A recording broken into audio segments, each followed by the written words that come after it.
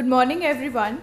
A very warm welcome to all the distinguished speakers and delegates present over here at India Smart Utility Week ISUW 2023. It's my pleasure to welcome you all to this session on policies and regulations to promote digital management of rooftop PV organized by India Smart Grid Forum in a joint event with International Energy Agency. The Government of India has set an ambitious target of installing 40 GW of solar rooftop PV. This session is a platform to discuss the latest insights and adoption of new technologies and business models to achieve this target. Our esteemed panel of speakers will share their expertise on a wide range of topics that come under policies and regulations to promote digital management of rooftop PV. Now I would like to invite Mr. Reggie Kumar Pillai, President ISGF, to give the welcome address.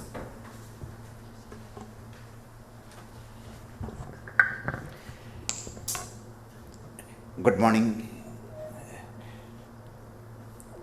Gives me immense pleasure to partner with IEA and do this very important topic, a workshop on this important topic.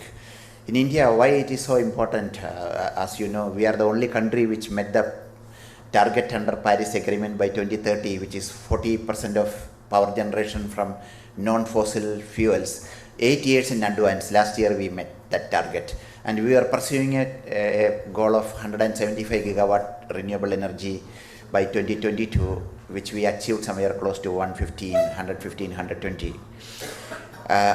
One number out of which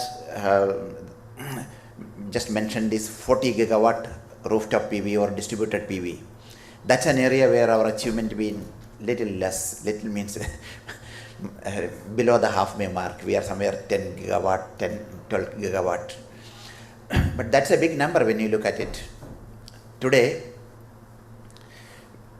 India grid operates as one grid, one frequency, 3 million square kilometer Indian subcontinent, one grid operating in one frequency with more than 300 million customers and about 410 gigawatt of grid connected load. But this 10 gigawatt of distributed PV is not taken into account in daily scheduling and dispatching operations. So when I say one grid, we operate as one grid, but every state we have state load dispatch centers, and every region there are 5 regions, we have 5 regional RLDCs. So as a scheduling and dispatching procedure, later Mr. Mehta will explain more about it. He's been doing it with his own hand for several years. So what exactly we do is that all the generators and all the distributing companies, power distribution companies, give their requirement for next day by today evening, and they declare who can generate how much and who want to buy how much for tomorrow. Tomorrow's load is estimated and given, and then they make the match before 10 p.m. and they declare it from 12 midnight onwards, the next midnight, 96 blocks of the 24 hours, 15 minutes blocks of who will generate what and who will buy what. But in that detailed planning and scheduling process, this 10 gigawatt is not accounted. This 10 gigawatt, we all know that is going to generate something like 30 to 40 gigawatt hour, which is a very large number of, a very big amount of electricity. So the system operators are oblivious of its existence. Where is it connected, and it is not being calculated in the load. And as we pursue with our new target of 500 gigawatt of renewable energy by 2030, in next 8 years when we are going to add, where we reach 500 or 600 or 400, but this distributed, today's 12 will become 20, 30, 50. It's only increasing. So we have been advocating for 2 important things. ISG have been writing constantly about it. One, a solar registry, a national registry. Which feeder, which location, a 2 kilowatt or 5 kilowatt or 1 kilowatt rooftop is getting connected. The distribution company should know it. It should be available on a digital map. And some of the countries like Western Australia, in Germany, they are all mandated to have it when they found it impossible to manage that. So we are still in the early phase. At least all new connection we should put it on a map. And existing 10 gigawatt, it may be several hundred thousands of units. Over a period of 2 years, we can map all that. It has not happened yet, but everybody says yes, we want to do it. Now, with as an outcome of this workshop with IEA, we should write to all the policymakers that this is something which you should do. And another thing is about the smart inverter. So, the smart inverter conforming to IEEE 1547 standards, which can be remotely managed, remotely monitored and controlled. That should be made mandatory. So, which some work we are doing. The moment we do that at a higher platform, it becomes difficult. There will be more people to oppose it than support it. So, we are doing it silently. The standardization body in India is Bureau of Indian Standard. They have agreements in place with the IEC and IEEE. So, many IEC and IEEE standards we have adopted already. So, this work is in the advanced stage, adopting IEEE 1547 of 2018 version as an Indian standard. We expect to happen it in a month or two. It will be reissued as a BIS standard. And thereafter we are going to do a model implementation of that in Delhi itself, and with the support from CEA. And we will issue a rule either from CEA or MNRE that all new distributed PV installations, in fact any distributed generation installation, should be through a smart inverter. So this is going to happen in, I'm pretty sure, 2023 this should happen. And this is going to make it much more easy for grid operators. Where is it going to come? Where is this generation sources are going to be connected? At a later date, this is going to become more complex when electric vehicles are also considered. So that area is still a dark area. How we will manage electric vehicles also. Several V2G projects have been done successfully, but the numbers are, the largest is in few hundreds, which is in University of Delaware. All other places it is in single digit or double digit.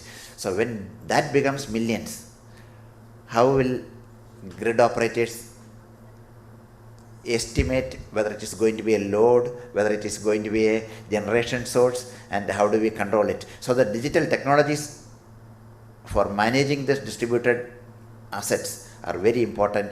Although today's session we are more going to focus on the distributed PV, but it's equally important for other distributed resources which will be connected to the grid. So with that, let me welcome Mr. Anil Raval, Managing Director of IntelliSmart, which is a Government of India promoted organization to help Indian utilities, not Indian, maybe outside also, presently focused only in India, the utilities to roll out smart meter and other new technologies, digital technologies in the Indian power system. So welcome to you, Mr. Raval, and thank you very much for coming and attending this program. And very warm welcome to Vida from IEA. Thank you, ma'am, for coming, and we look forward to working on this and other important topics together. Thank you. Over to you.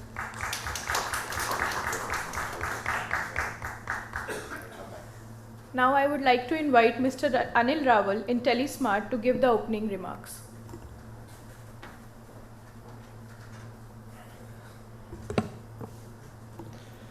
Yeah, good morning, and thank you ISGF and IEA for having me here. Bit about IntelliSmart before I start further. So IntelliSmart is a joint venture of Energy Efficiency Services Limited, which is itself is a joint venture of some of the Ministry of Power PSUs and other parent company in us is National Infrastructure Investment Fund, which is Ministry of Finance promoted fund, and it's the largest fund of the country when it comes to infra sector in the country. So we were promoted by these two agencies, and the drive and focus of IntelliSmart is to be the driving the digital ventures in distribution sector, and be there when it comes to doing digitalization in distribution sector. And it's purely privately managed professional company, driven by or say owned by these two companies, which are largely government owned. So that's the way we really stand, and this whole unique proposition is that there's a massive backing, great pedigree, and private management. So that's a unique combination which is being attempted in this enterprise, I would say. And it's about now 3 years we have been there, and we along with our parent company ESL have done 60% of smart meters installation in the country so far, which is about 3.5 million currently. And we already have an order book of about I can say comfortably 20 million, about 1.25 crore or 12 million with IntelliSmart, and about 8 million our parent company. So that makes us one of the largest in the country. And our core purpose is to be the most preferred digital partner of the utilities when it comes to our mandate. So that's about IntelliSmart a bit. And then coming to today's topic, I can say that this is the best time when it comes to energy in this country, in whatever known history of the country. Most buzzing time, energy transition has been accepted and is being driven as the key mandate when it comes to the electricity sector in the country.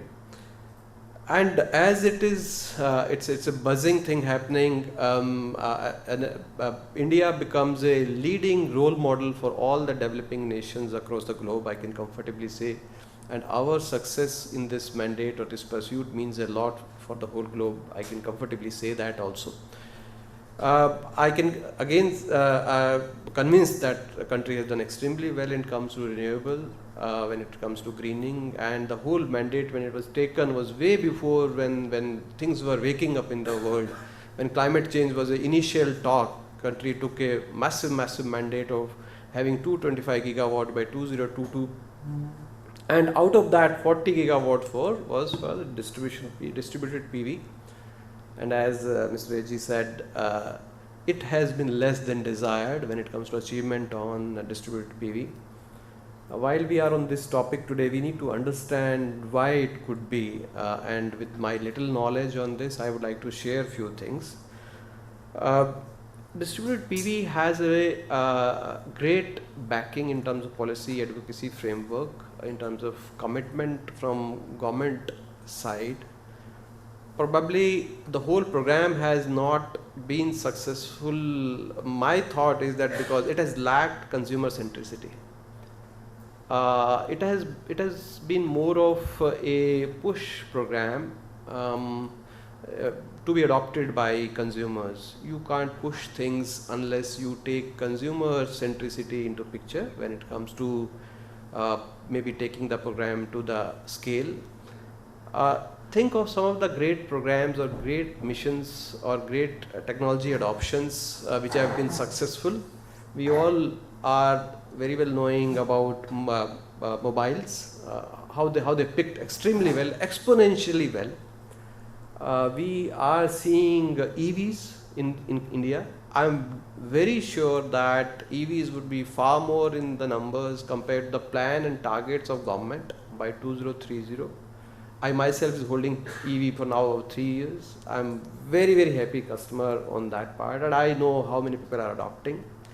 All the technologies which actually are assimilated in the mindset of the consumers well, they go well. Let's see whether we have been doing well on PVs on that as far as that parameter is concerned. Probably not. What could be the reason? Reason could be that we promoted subsidies in this country and we promoted PV very well, but then we somehow missed the cause of integration of this energy into grid. Even if it is integrated, we don't have a great framework of tariff. We don't have, as Mr. Reggie said, utilities are not sure how to handle this energy. Some of the utilities have done a bit, but this is too less, too little. Lots of integration, lots of commercial framework, lots of tariff framework, lots of ground guidelines related to utilities interfacing consumers are required. We have seriously missed on that. One of the key reasons of this not happening, I'm just taking a step further, is that as I said, there are guidelines not probably in shape. Why guidelines are not in shape? Because utilities are not ready not that they are not willing, they are perfectly willing. Not that consumer is not willing, consumer is also willing. So consumer is willing, utilities is willing. So the interface, the hardware interface and firmware interface between consumer and utility has not been in shape when it comes to net metering. As we say, net metering, it's all about energy flow in two sides, energy coming from consumer and energy coming into consumer. That's one thing. So the measurements have not been there, and even if measurements are not there in some of the utilities, commercial framework is not robust. It is not paying anything to me as a consumer if I do so much of work, if I use my rooftop, if I do all this working, wiring. I mean, I'm not an expert guy that I'll do this as a normal consumer, but then still I do it. I put in lots of effort because government is giving me subsidy. I'm not sure what money I get. Why so? Because the tariffs defined on net metering are so poor, they don't fetch me much. Why they are poor? Because the infra to take on this power is not in shape. So this is infra, this is the appliance which can help me measuring net metering, and it's a commercial framework. That's where I said we missed the consumer centricity, and all three things are related to consumer. So how we can handle it? That's my small thought. Frankly, maybe there are many more reasons which I am not aware, but this is what I'm telling from my exposure experience on this field.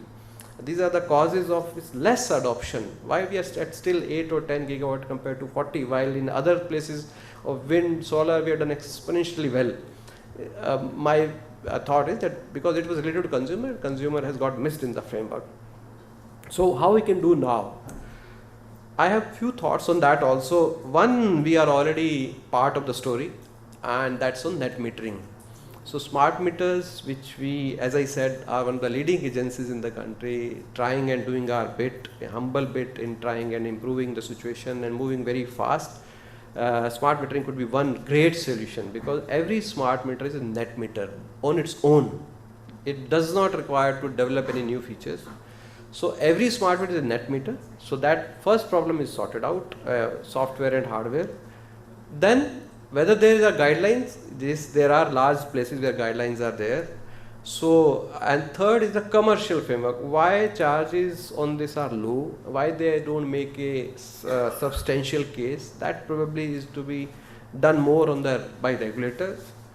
And there are some of the regulators here, and I would humbly submit that they need to really think more that how they promote, because this energy is electron. It has to really be paid well when it comes from anywhere. If my country has an average tariff of about 3 to 5 rupees depending on places to places for consumer energy, and about 8 to 9 rupees when it comes to industry, why rooftop power should be costing or should be paid less? That's I'm not very sure. So there's another solution to this. While I'm very sure regulators are very deep onto it and there must be lots of work happening, there's another solution which I think that comes from digitalization, and that is P2P. We can have P2P transaction, point-to-point transaction between the consumer and the buyer. Buyer could be anybody. Buyer could be industry. There could be, if this is enabled, then there could be aggregation of rooftop power, and this could be sold to industry. If industry is paying 8 rupees to 20 rupees per unit, they would be happy paying consumer 5 rupees, 6 rupees.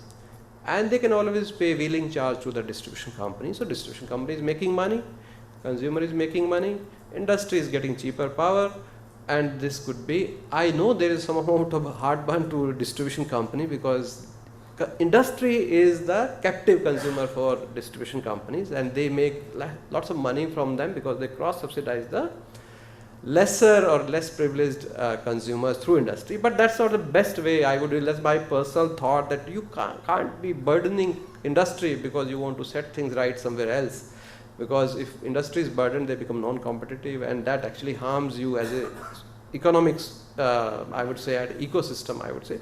So there we can allow this transaction, P2P transaction, where aggregation can happen at the consumer level.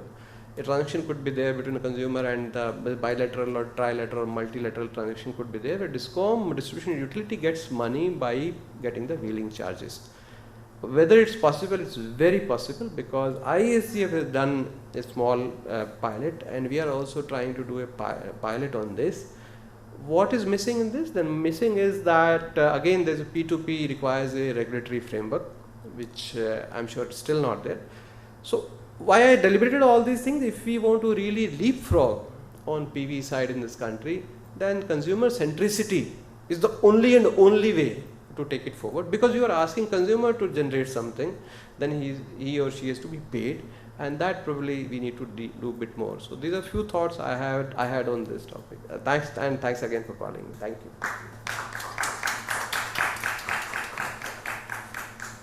Thank you, Mr. Anil Lawal, for sharing your insightful thoughts with us. The format of today's session will be 3 theme presentations, followed by a moderated discussion with our esteemed speakers who have joined us today sitting around the round table. Now, Mr. Vida Rozit, Policy Analyst and Project Manager, Digital Demand Driven Electricity Networks Initiative, International Energy Agency, and Alvaro Lope Pena, International Consultant on Clean Energy Transitions, will join us for a theme presentation on policies and regulations to support reliable, sustainable and efficient power systems, the case of digital management of distributed PV. Over to you, sir.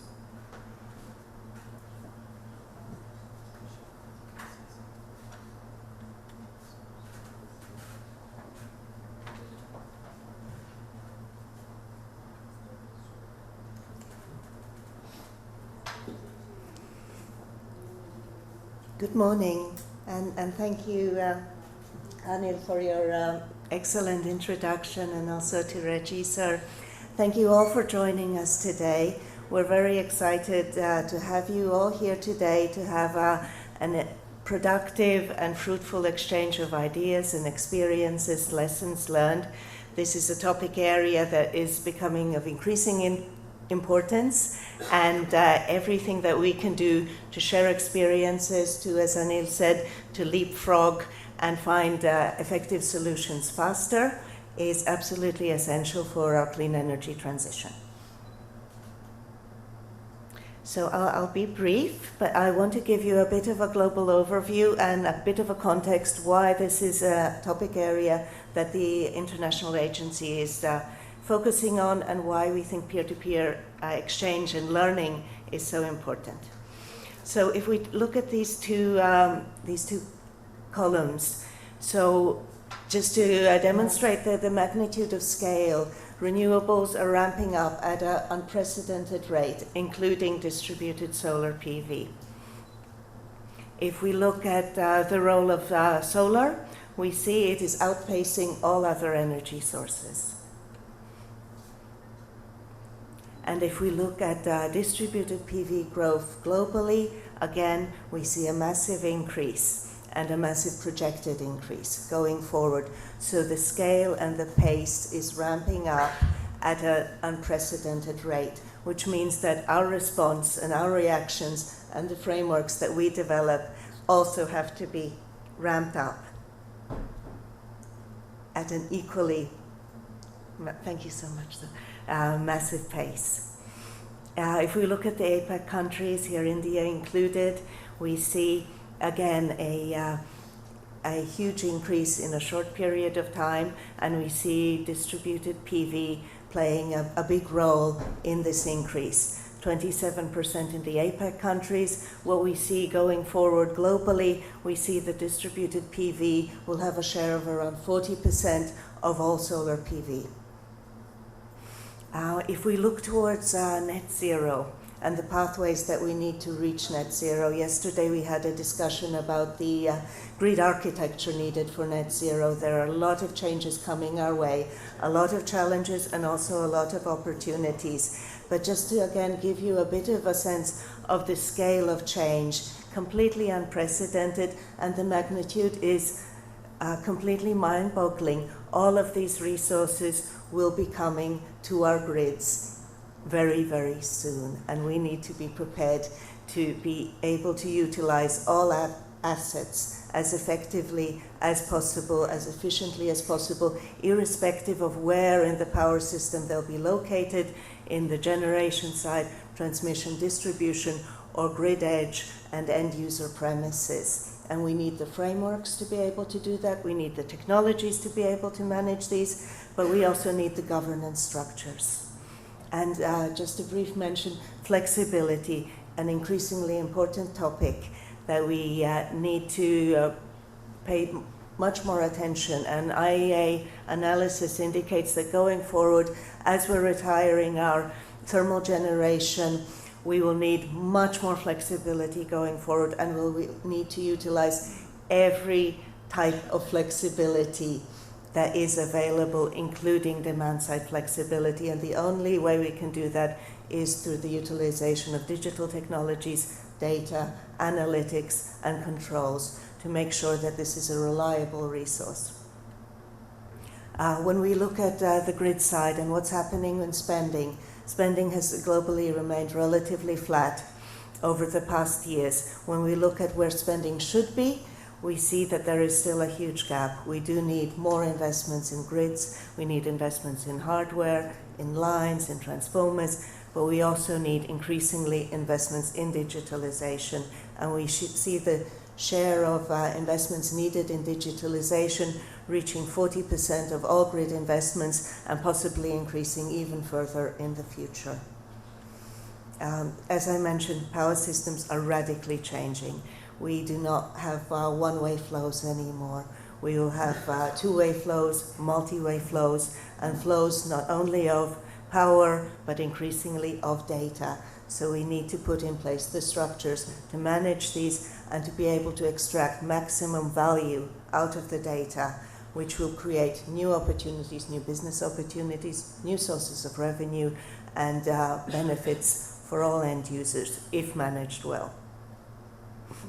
Just a brief mention of our initiative and why this is a topic area that is so important for us. So we're working on the Digital Demand-Driven Electricity Networks Initiative, 3DEN for short, which is a program supported by the Italian government, where we are looking towards where can digitalization play a role in supporting decarbonization of our energy systems with a focus on power systems, because as we all know, power systems are at the absolute center of clean energy transitions, and to look at power system resilience and security going forward and the role that digitalization can play. We have a global focus, but of course we have areas that are of particular interest, and here we have two of those areas represented today, which pleases me extremely much. We have Brazil, that is a special country of interest, and of course India, and we are always looking towards India to find exciting new solutions and to see what can happen at the pace and scale that is only possible in India. So we're focusing on policy guidance analysis, but we also have an implementation phase where we have on-the-ground smart grid pilots being implemented as we speak, where we'll be drawing lessons learned and particularly looking at opportunities, how we can replicate and scale up to accelerate the progress to the rate that is needed. And as part of our work, of course, we're issuing a variety of different knowledge products. We're having engagement. We're having peer-to-peer learning opportunities such as today. And this year we'll be launching 2 reports, one focusing on how digitalization can help address immediate challenges which we are facing today across many power systems, losses, reliability issues, difficulties to generate the investment needed, to recuperate investments needed, lack of payments, and the role digitalization can play on that. And then we're also, of course, looking at grids of the future. How will they look? What will be the challenges? What will be the opportunities? And how digitalization can help us reach resilient, modern, affordable power systems that are clean going forward. And I'll hand over to my colleague Alvaro, who'll give us a bit more context about distributed PV and some of the lessons learned that we to date. And then we'll have the opportunity to hear from colleagues from Brazil and from Australia about their journeys in this space and what are some of the lessons learned here. So I'll hand over now to Alvaro. Thank you.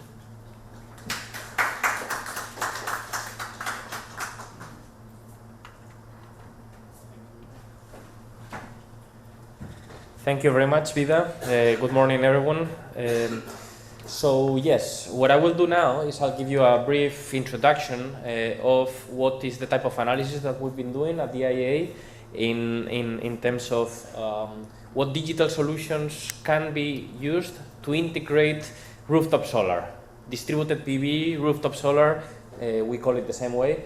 So what are the problems that rooftop solar can create, what are the digital solutions that can be implemented, and what are the policies that are required for that.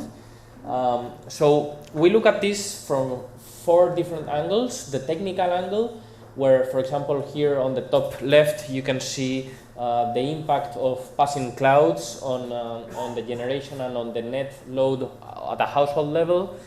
You are well aware of how clouds can affect your DPV installation, distributed PV installation. Then from the economic angle as well, for example, here you can see a graph that shows how integrating rooftop solar with batteries and with advanced inverters, such as the ones that ISUW is advocating for, can actually save a lot of money versus integrating rooftop solar with traditional grid expansion fit and forget approaches that distribution utilities normally use. We also look at it from a planning angle. How does energy planning, grid planning need to evolve to take into account rooftop solar, distributed PV? And for example, here from Brazil, from Paraná, we see how they are forecasting DPV adoption in order later to plan distribution grids accordingly. And then a 4th area that we look at is the whole thing of registries of rooftop solar, and for example the case of Australia, where they have a very comprehensive DPV registry, and you can see, for example, in this graph how they have statistics of DPV capacity at a postcode level. So, as I said, many DPV integration challenges and opportunities can be addressed, can be levered on using digital solutions. So, as I said, the goal today very much is to focus on international experiences on what digital solutions can be used for rooftop solar integration, and in particular addressing 3 key questions. The problems that rooftop solar can create, what are the digital solutions that exist, and what policy recommendations may make sense. So I will, of the 4 aspects that I explained before, technical, economic, planning, and registries, I will only touch on 2 of them, okay? And then in the discussion we can work on the rest. First, on the technical issues. Now, what are the technical issues that rooftop solar can create? Around the world, we have seen, and this is very similar to the discussions we've been having here in India with Indian fellows, at a distribution level, the whole thing of low visibility and controllability of rooftop solar. No? The uncertainty in the net demand and feed-ins that you will obtain. You don't know where, you don't know when you're going to have rooftop solar feeding back into the grid, and how that affects your net load profile. Grid issues, voltage increases, reverse flows, and of course also sometimes low quality DPV installation that then affects other technical aspects of the distribution grid. At the transmission level, and here for example we have the case of what happened in California, also in Germany they've had similar problems. Mass DPV disconnection if there's a small disturbance, right? And I believe in Brazil this is also a concern for the TSO at the moment. And then, of course, we're also aware that distributed energy resources in general and rooftop solar in particular can also provide services at a wholesale level, no, ancillary services, many of these things. So also we need to look into that. What digital solutions can be used for this? Well, smart inverters, obviously. We already discussed that. Smart meters as well to gain visibility. Smarter storage on the demand side that is able to minimize feed-ins into the grid. Advanced distribution management systems like DERMS and these sort of approaches. Forecasting, and then very importantly, everything that has to do with data exchange and coordination between the TSO and the DSOs. So what policies could be used? What policies would make sense in order to leverage on all these digital uses? So for example, mandates. We could establish mandates that at least DPV adopters, all DPV adopters need to have a smart meter, for example. Then we can do central purchasing or grants or financing to reduce the cost barrier that is important, for example, for smart meter rollout. We can also look into cybersecurity policies, privacy, data use, regulate all of that in order to make sure that that customers will accept smart meters. They will be comfortable with the data that is being collected of their electricity use, and also utilities can also monetize, can also find ways of obtain an economic value from that data. Distribution company regulation. Of course, we're all well aware that it needs to evolve in order to not have the traditional fit and forget approach just by building more cables or larger transformers, but by looking at non-wire alternatives, and we need to give them the economic incentive to embrace digital solutions and embrace innovation, right? So for that we need to change the way we remunerate and we regulate the distribution business. Flexible grid connection. I believe the Australian colleagues have a lot of experience on this, no? On how in certain locations and in certain times you can reduce the amount of energy that can be fed into the grid, etc., etc., etc. And let me just, I know the ISUW colleagues already discussed on smart inverters, but just very briefly, we believe smart inverters are a key technology. To put it very simply, a smart inverter is something that at the very minimum needs to survive grid issues, but then it can also solve grid issues. It can also work with the grids, no? So traditionally, inverters have been dumb in a way that they were just feeding energy into the grid, and eventually we need to evolve more towards smarter inverters that dynamically work with the grid. And here, probably you cannot read it very well, but here at the bottom part of the slide, you can see how the IEEE 1547 standard has evolved in the last 20 years. 20 years ago, it said that inverters shall not actively regulate voltage. Inverters shall always trip on frequency and voltage disturbances in the grid. Now the latest update is the opposite. Inverters need to be capable of actively regulating voltage. Inverters need to ride through frequency and voltage disturbances. So here you see this standard, how in 20 years the way we think about inverters has completely changed. And now quickly, I don't want to take too much time, I'm going to quickly talk about the other big topic, registries, no? And I totally agree with what was said before by Reggie, from India's Smart Grid Forum, that we need to have a centralized registry of where rooftop solar installations are, because today we have lack of visibility where they are, what the capacities they are, and this can create problems like undetected economic impacts. This is, for example, a big issue in South Africa at the moment. In South Africa, 75% of rooftop solar is unregistered. They don't know where it is. They don't know that it exists. So this is creating de facto net metering in many utilities that are seeing how their income is reduced and they don't know why or where this is happening. It hinders effective sectoral planning. We don't know how much rooftop solar there is, so we don't know how we need to plan the grid accordingly.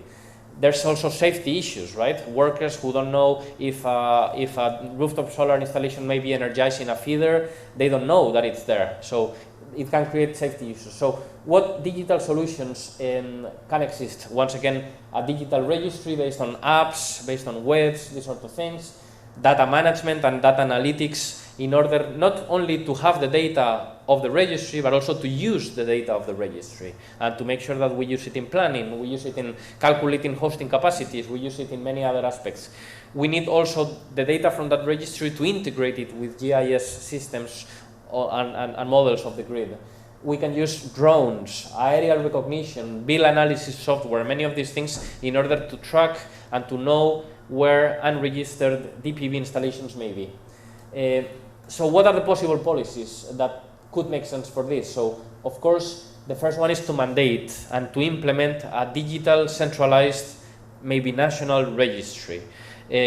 Another thing that could be done, and I believe that's the case here in India, is to have a certified, approved list of installers, of vendors, in order to ensure that DPV installations are of good quality before registering them in the registry. We need to promote information sharing and use cases and disclosure of grid information, for example, DER hosting capacities, as it's the case in the US, that you can see maps where there's more hosting capacity in which feeders, in order then for new potential adopters of distributed PV to know where the interconnection process will be easier. And this is the last slide. We've been looking at different registries around the world and seeing what is being done. So from left to right, you see different countries: South Africa, India, United Kingdom, Australia, and California. And from top to bottom, you see kind of the most basic information of registries towards the most advanced information of registries. And you can see how in the case of South Africa, for example, there is no registry at all today. But there's already an interesting proposal that already would propose to have basic information about the customer, geographic information of where the rooftop solar installation is located, basic DPV information about the capacity, for example, etc. The case of India, with the National Rooftop Solar portal, there's more information, for example, about the equipment that has been installed and who was the installer. Then you have the case of the UK, Australia, and finally we see the case of California as the most complete one, where they ask for a lot of different types of information. So this is the end of my presentation, just the final thought I wanted to discuss. And I know here in India the debate these days is very much about deployment, no? About how do we achieve the 40 gigawatt target, how do we increase the deployment. That's good, but we also need to think about what will happen in 5 years' time from now. No? How do we prepare today for what will happen once we have achieved the 40 gigawatts and beyond, right? So in the case of registries, we need to think about how to do registries during the deployment in order to make your life easier during the integration phase. And that's it. Thank you very much for your time. Thank you, Ms. Vida and Alvaro, for sharing your insightful thoughts with us. Now we will have a discussion on international experiences in distributed PV integration. First, we would like to have officials from Brazil to share their experience. I would like to call Mr. Javier Neves Guerra, Director, Brazilian Electricity Regulatory Agency. Over to you, sir.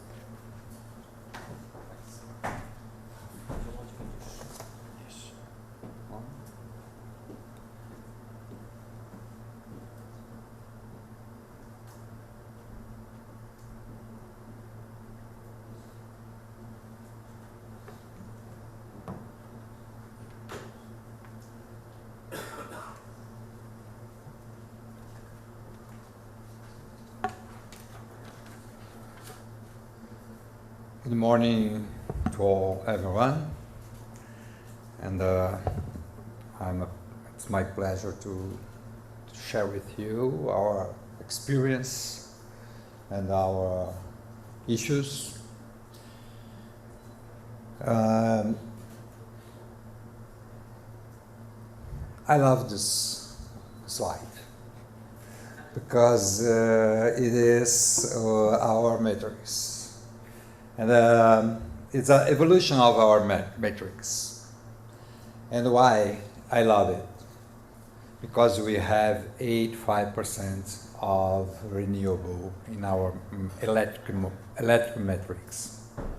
And in 2001, we had 81 gigawatts installed. And with biomass, thermal power plants, nuclear, and hydro with 85% in our matrix, with 69 gigawatts installed. After 22 years, we have 210 gigawatts installed, 132% increased in our metrics. And what is notable here is the declining of the percentage of hydro to 52%. Why? We implanted more hydropower plants, but the amount of other renewables, because hydro is renewable as well, and we have DG with 9% of our matrix and 18 gigawatts installed exactly now, and a solar centralized solar with 4%, and wind power with 12%. And our hydro declined to 52% from 85 to 62. And the biomass is an important source as well, and nuclear and thermal, especially thermal using the natural gas. And it is an important thing here, because the DG is now 9% of our, with 18 gigawatts installed. In 2012, for the first time, I never regulated the distributed generation in Brazil, permitting net metering, which allows for the overflow to enter the grid, to incentivize construction of solar regulation, let consumers use the electricity grid without charge when injecting energy.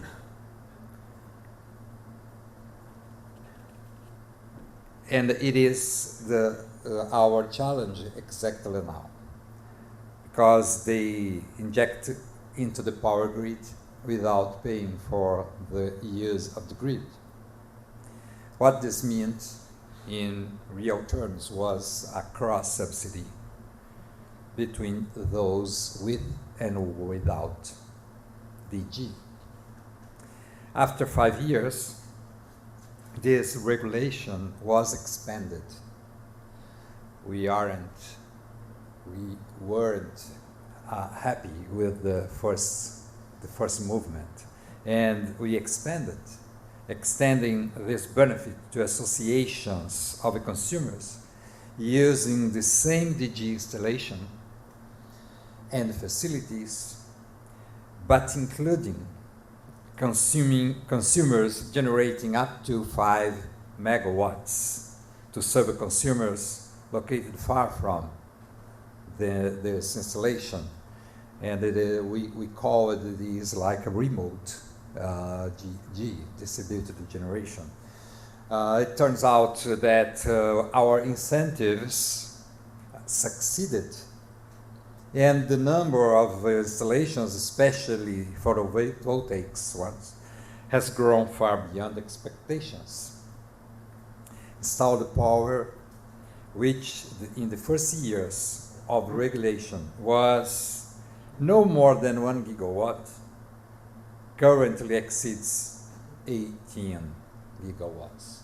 And it is the case here because we have 1.7 million panels installed in Brazil, and 99% of solar panels. I'm sorry, 1.7 million distributed generation, and in this amount we have 99% of solar panels, and 90% of the Brazilian electricity or electric matrix. Every 2 months we have 1.2 gigawatts more. It is due to the new regulation about to inject the electricity without paying for the use of the grid. Currently, cross-subsidy, because it is a cross-subsidy, represent more than 5 billion reais. It is around $1 billion. And due to the unintended consequence of the incentives are paid by consumers who do not have DG in their house. Recently, in January last year, a law was passed and established a transition stating that anyone installing GD during following 12 months, and all of them installed already, would be exempted from paying the costs of using the grid for generation for a full 20 years more. It is up to 2045 and year 20 or 2045. It's very interesting because it represents like a gold rush, because we had a lot of people trying to install more solar panels following these 12 months, and we had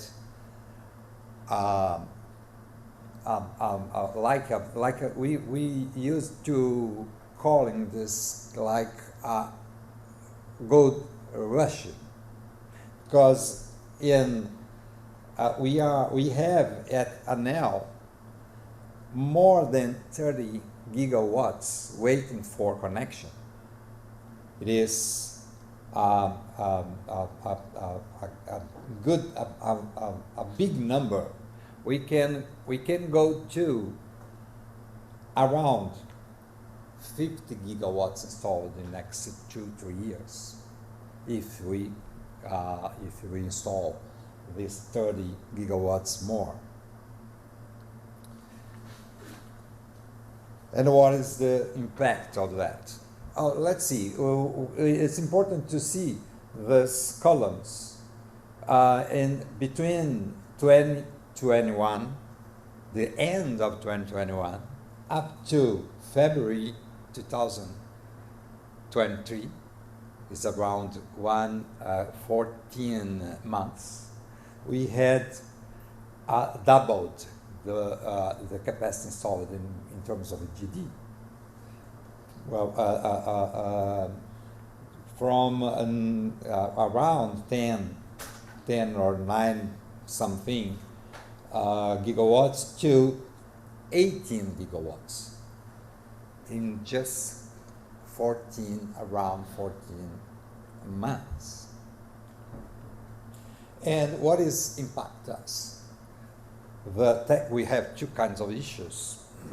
One of them is the technical issues, and as well economic impacts.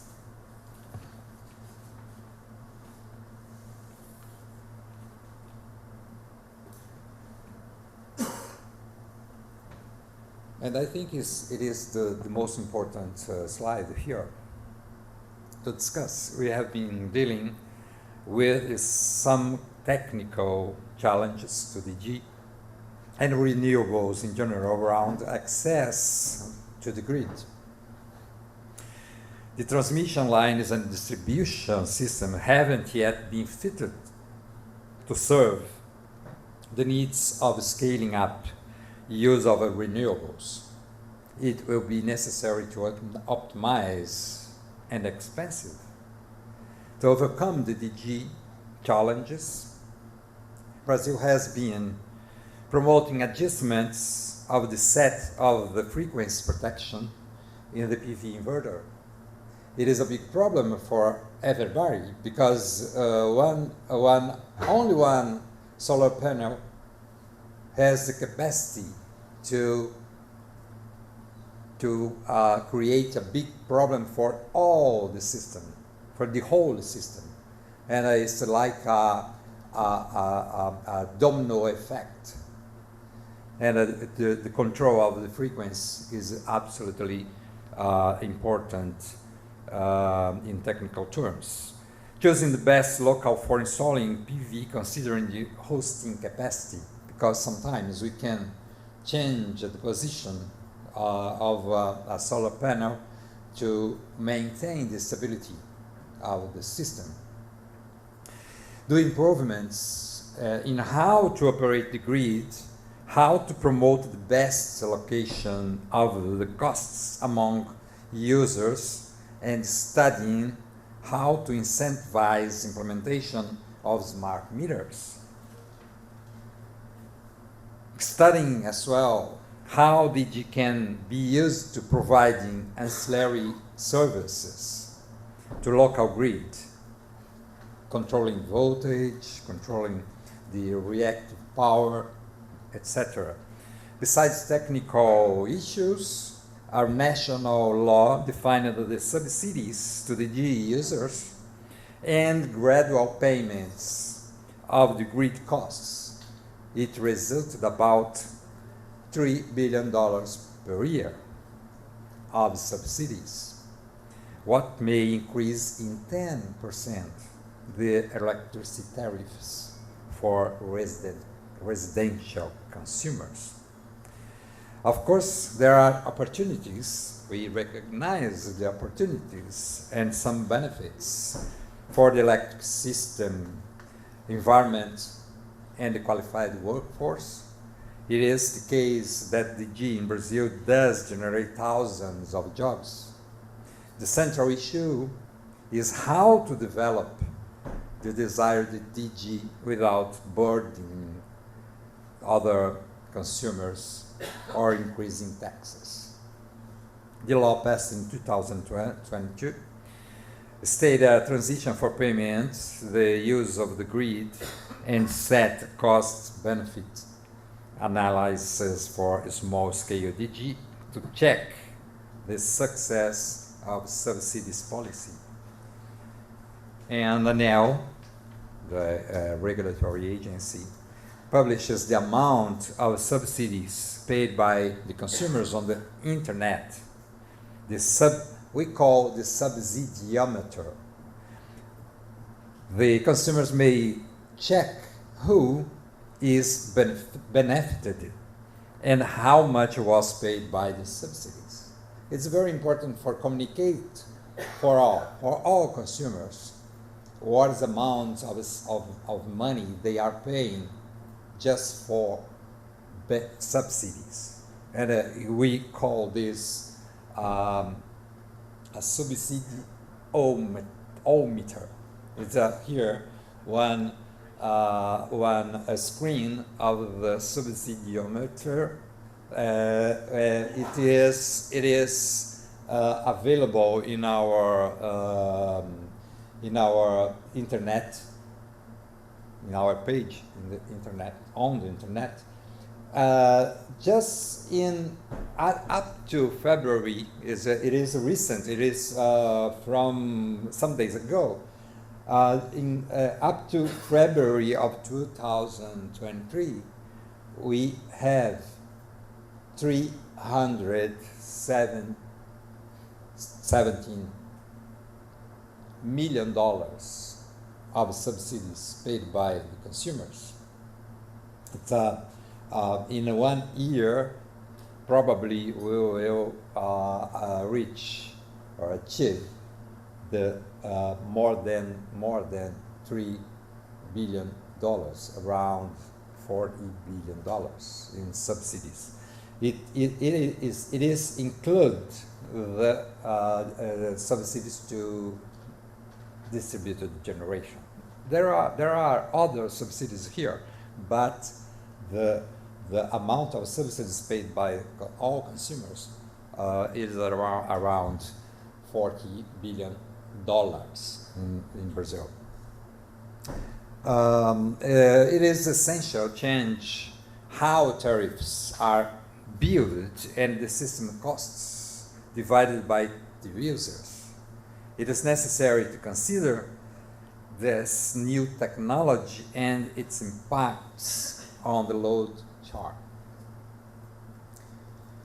DG is only the first of many changes caused by distributed energy resources like DER in the grid, as small-scale storage systems, electrical vehicles, and etc. In the near future, the distribution company will be transformed from a wire connector to a DER dispatcher. It changes all economic incentives that must be applied to the companies, the return on investments, asset valuation, etc.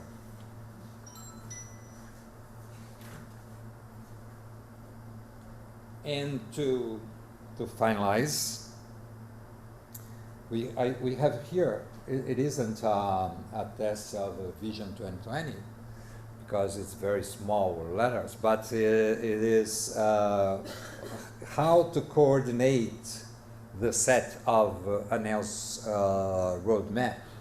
It is technical regulation, commercial regulation, and economic regulation, and with a lot of problems or issues that is related to these three issues.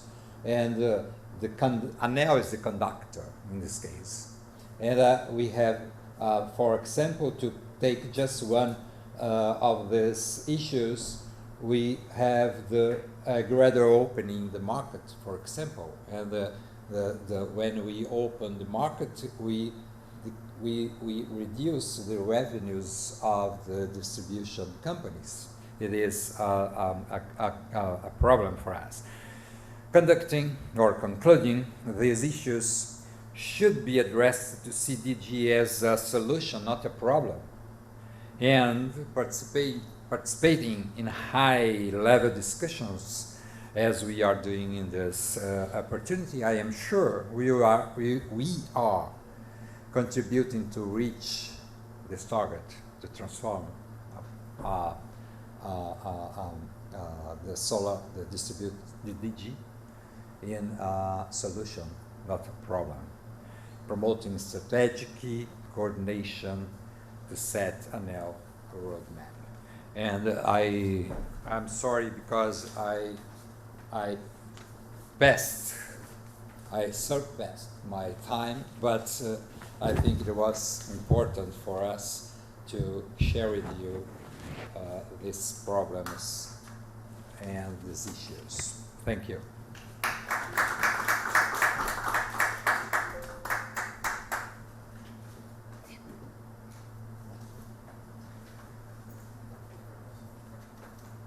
Thank you, Mr. Javier Neves-Guerra, for sharing your insightful thoughts with us.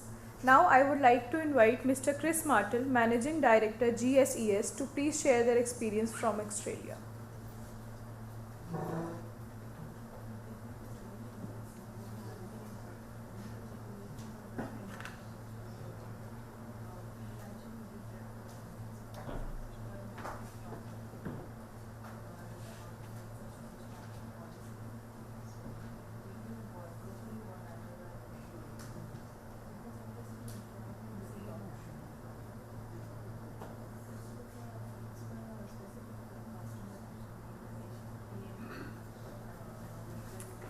clicker? Yep. Good day, everyone. Thank you so much. Talks today have been very good and insightful, and I've been sitting there thinking all along that the Australian experience is extremely relevant here today because we've already gone through a lot of the pain points that a lot of other markets are going to go through. So thanks for having me here today.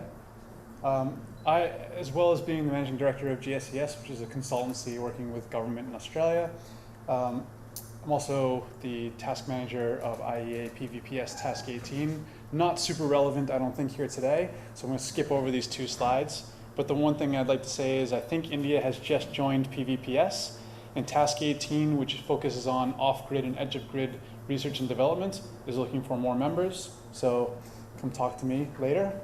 I'll skip those 2. All right. No, there we go, sorry. Yeah.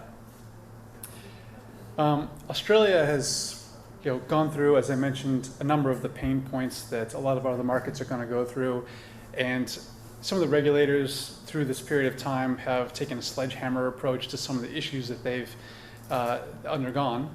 But what Australia has done really well over this time is create an industry framework and a regulated market to work within. And so what that has yielded is, and I'll show this in a minute, a market that has 33% of rooftops of residents and businesses have solar on them, and only a small market of 26 million people have about 30 gigawatts of solar. So it's a great success story. I mean, because the level of distributed generation, as I've mentioned, we've gone through a lot of these pain points. Something that's helped bring all this supply onto the network is a really well thought through industry framework. So in Australia, oh, sorry, that PVPS thing shouldn't be there. But anyways, in Australia, we have a recognized incentive structure. So the government put together a plan they call it the renewable energy target. I think the next slide talks about this, where there is a market that drives the uptake of solar.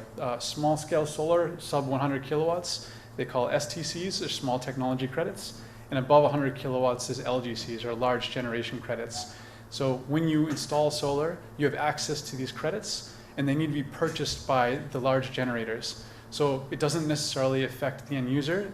Some of that cost does get passed on to them, but the large generators have to absorb this cost. And so it creates a market mechanism approach. So not only do the large generators have to consume these credits, but also incentivizes them to build out their own. So this has been very important. Also, we've had a quality training framework in place for a long time. There's a nationally approved training framework in Australia, and all of the training organizations have to map their training according to the nationally approved training. So what that's done has brought on a huge amount of human resource, well-trained, and they understand the process for registering STCs, which creates that national register that was mentioned earlier. And that's been in place for 15 years. So having a well-trained workforce that understands all the market mechanisms that have been put in place is incredibly important for the rollout of solar in Australia. Finally, second to last, we have a quality and compliance framework. So there was established a clean energy regulator, federal body called the Clean Energy Regulator that oversees the STCs and LGCs, as well as other credit systems that have been put in place. And part of their remit is to do quality audits on all the installations that go into Australia. So not all, but a statistically significant number of installations are audited, physically audited by the CER. And so not only do we know that the systems are being installed, but that they are being installed according to standards and guidelines, and that the performance is there. So it's really important because we could say, oh yeah, we've got 33% of homes have solar, but if a large percent of them are not producing, then what does it matter? So we want to ensure that they're being installed according to standards and guidelines, and that they are performing. So that's an incredibly important piece of the puzzle. And then finally, I mentioned a well-trained workforce. Well, keeping them well-trained is also very important. So we have an accreditation scheme. Not only does the accreditation scheme require the trained workforce to be accredited to do the installs, but also when new training comes through for new products like electric vehicles and battery systems, there's more training that has to be undertaken, and then we are able to track those individuals, their progress, and the installations that they put through into the system. So So just breaking that down a little bit more. So the recognized incentive structure, as I mentioned before, is tied to the National Renewable Energy Target, and that creates the credit scheme. And those credits are a tradable commodity. So the STC and the LGC price is a market, so those prices go up and down according to the market needs. And the people that install solar, they create credits. There are traders in the market, and then there's the purchasers of those credits. And because it's a market mechanism, it's stood the test of time very well. There have been other things that we've gone through. We've gone through net metering, we've gone through pure subsidies, we've gone through tax credits. Those things don't exist in Australia anymore. This market does, and this is what drives a huge part of the uptake. Also because of this, and because of the competition that's come onto the market because of this scheme, we see solar at the moment at the price of $1 a watt, Aussie, $1 Australian dollar a watt.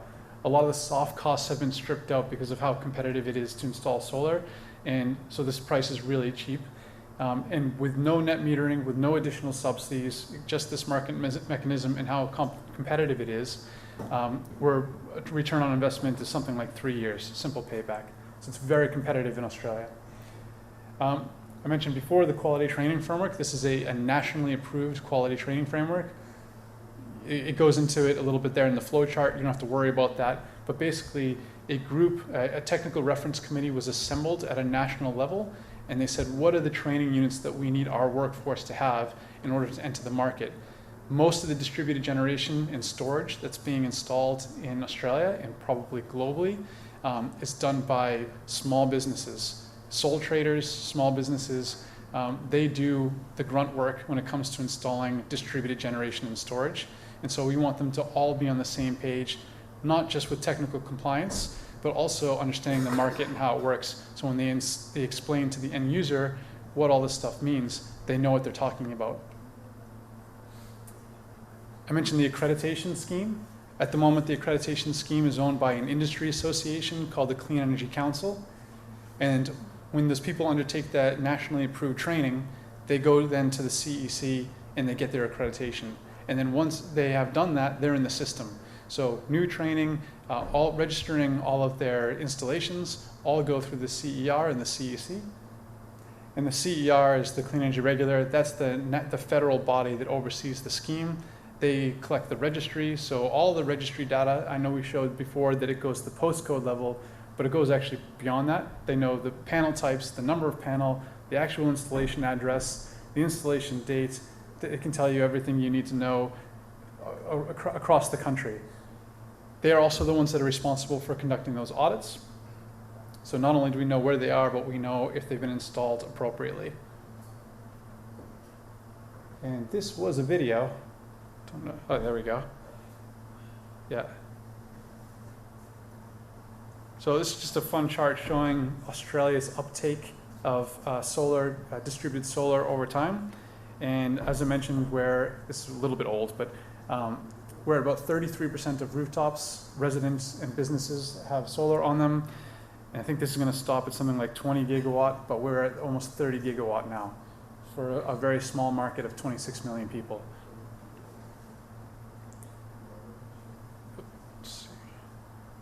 Okay. So that was sort of the industry framework that has helped set us up over the past sort of 12 to 15 years and created a really robust industry for us to hang all this success on. But the other thing that Australia has done really well at a federal level, so as mentioned before, that the Australian Energy Market Commission and the Australian Energy Market Operator oversees the energy market at a federal level.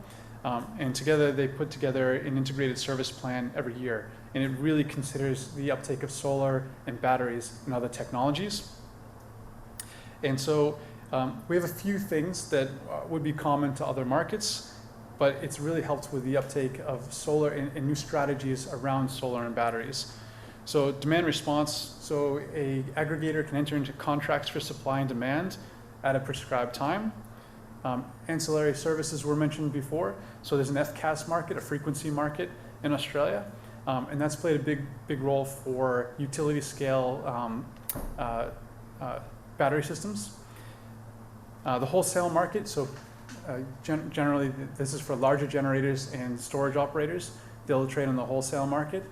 And I'll mention why I'm talking about these in a second.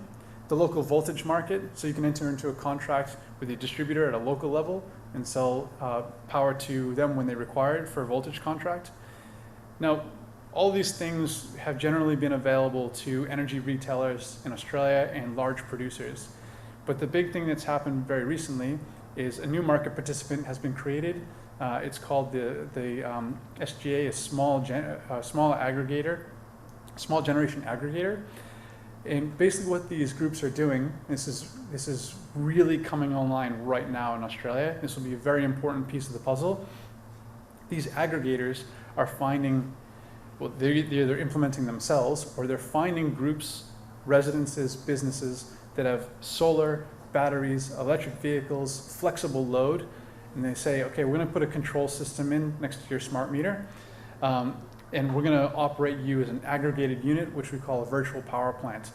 So they can soak up load, they can provide generation, they can do it on the FCAS market when that's required, they can play the wholesale market, they can not touch it and let the consumer earn the benefit of that system, or they can enter into a contract with the local distributor and when the voltage is requiring supply or demand, they can trigger the system. So, and it's up to them to run the dispatch algorithm that earns the most money at that time for that specific location. So it's really exciting because the market drives this, and the person or the group or the market that needs the supply the most, or demand, as the situation might entail, will get it because the market will drive it. So it's very nascent, this VPP in Australia, but we're seeing over the next couple of years, this is going to play a very important role in the Australian energy market. So again, I guess my key takeaways are the market drives uptake. The industry framework is very important for ensuring that we have a qualified workforce that understands not only the technical components, but the market mechanisms and can explain it to the end users, because the end users are going to own this equipment or host the equipment at the end of the day. The right markets with the right regulation will drive energy security, and allowing regulated competition. The competition has been a huge part of the success in Australia, pushes prices lower. So that's basically all I wanted to say today, but yeah, would love to talk further during question time. So thanks very much.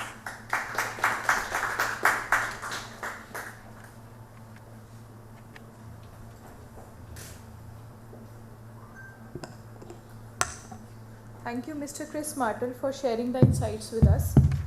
Now, I will hand over to Ms. Astha Gupta, Lead India Analyst and Coordinator, International Energy Agency, for moderating this session.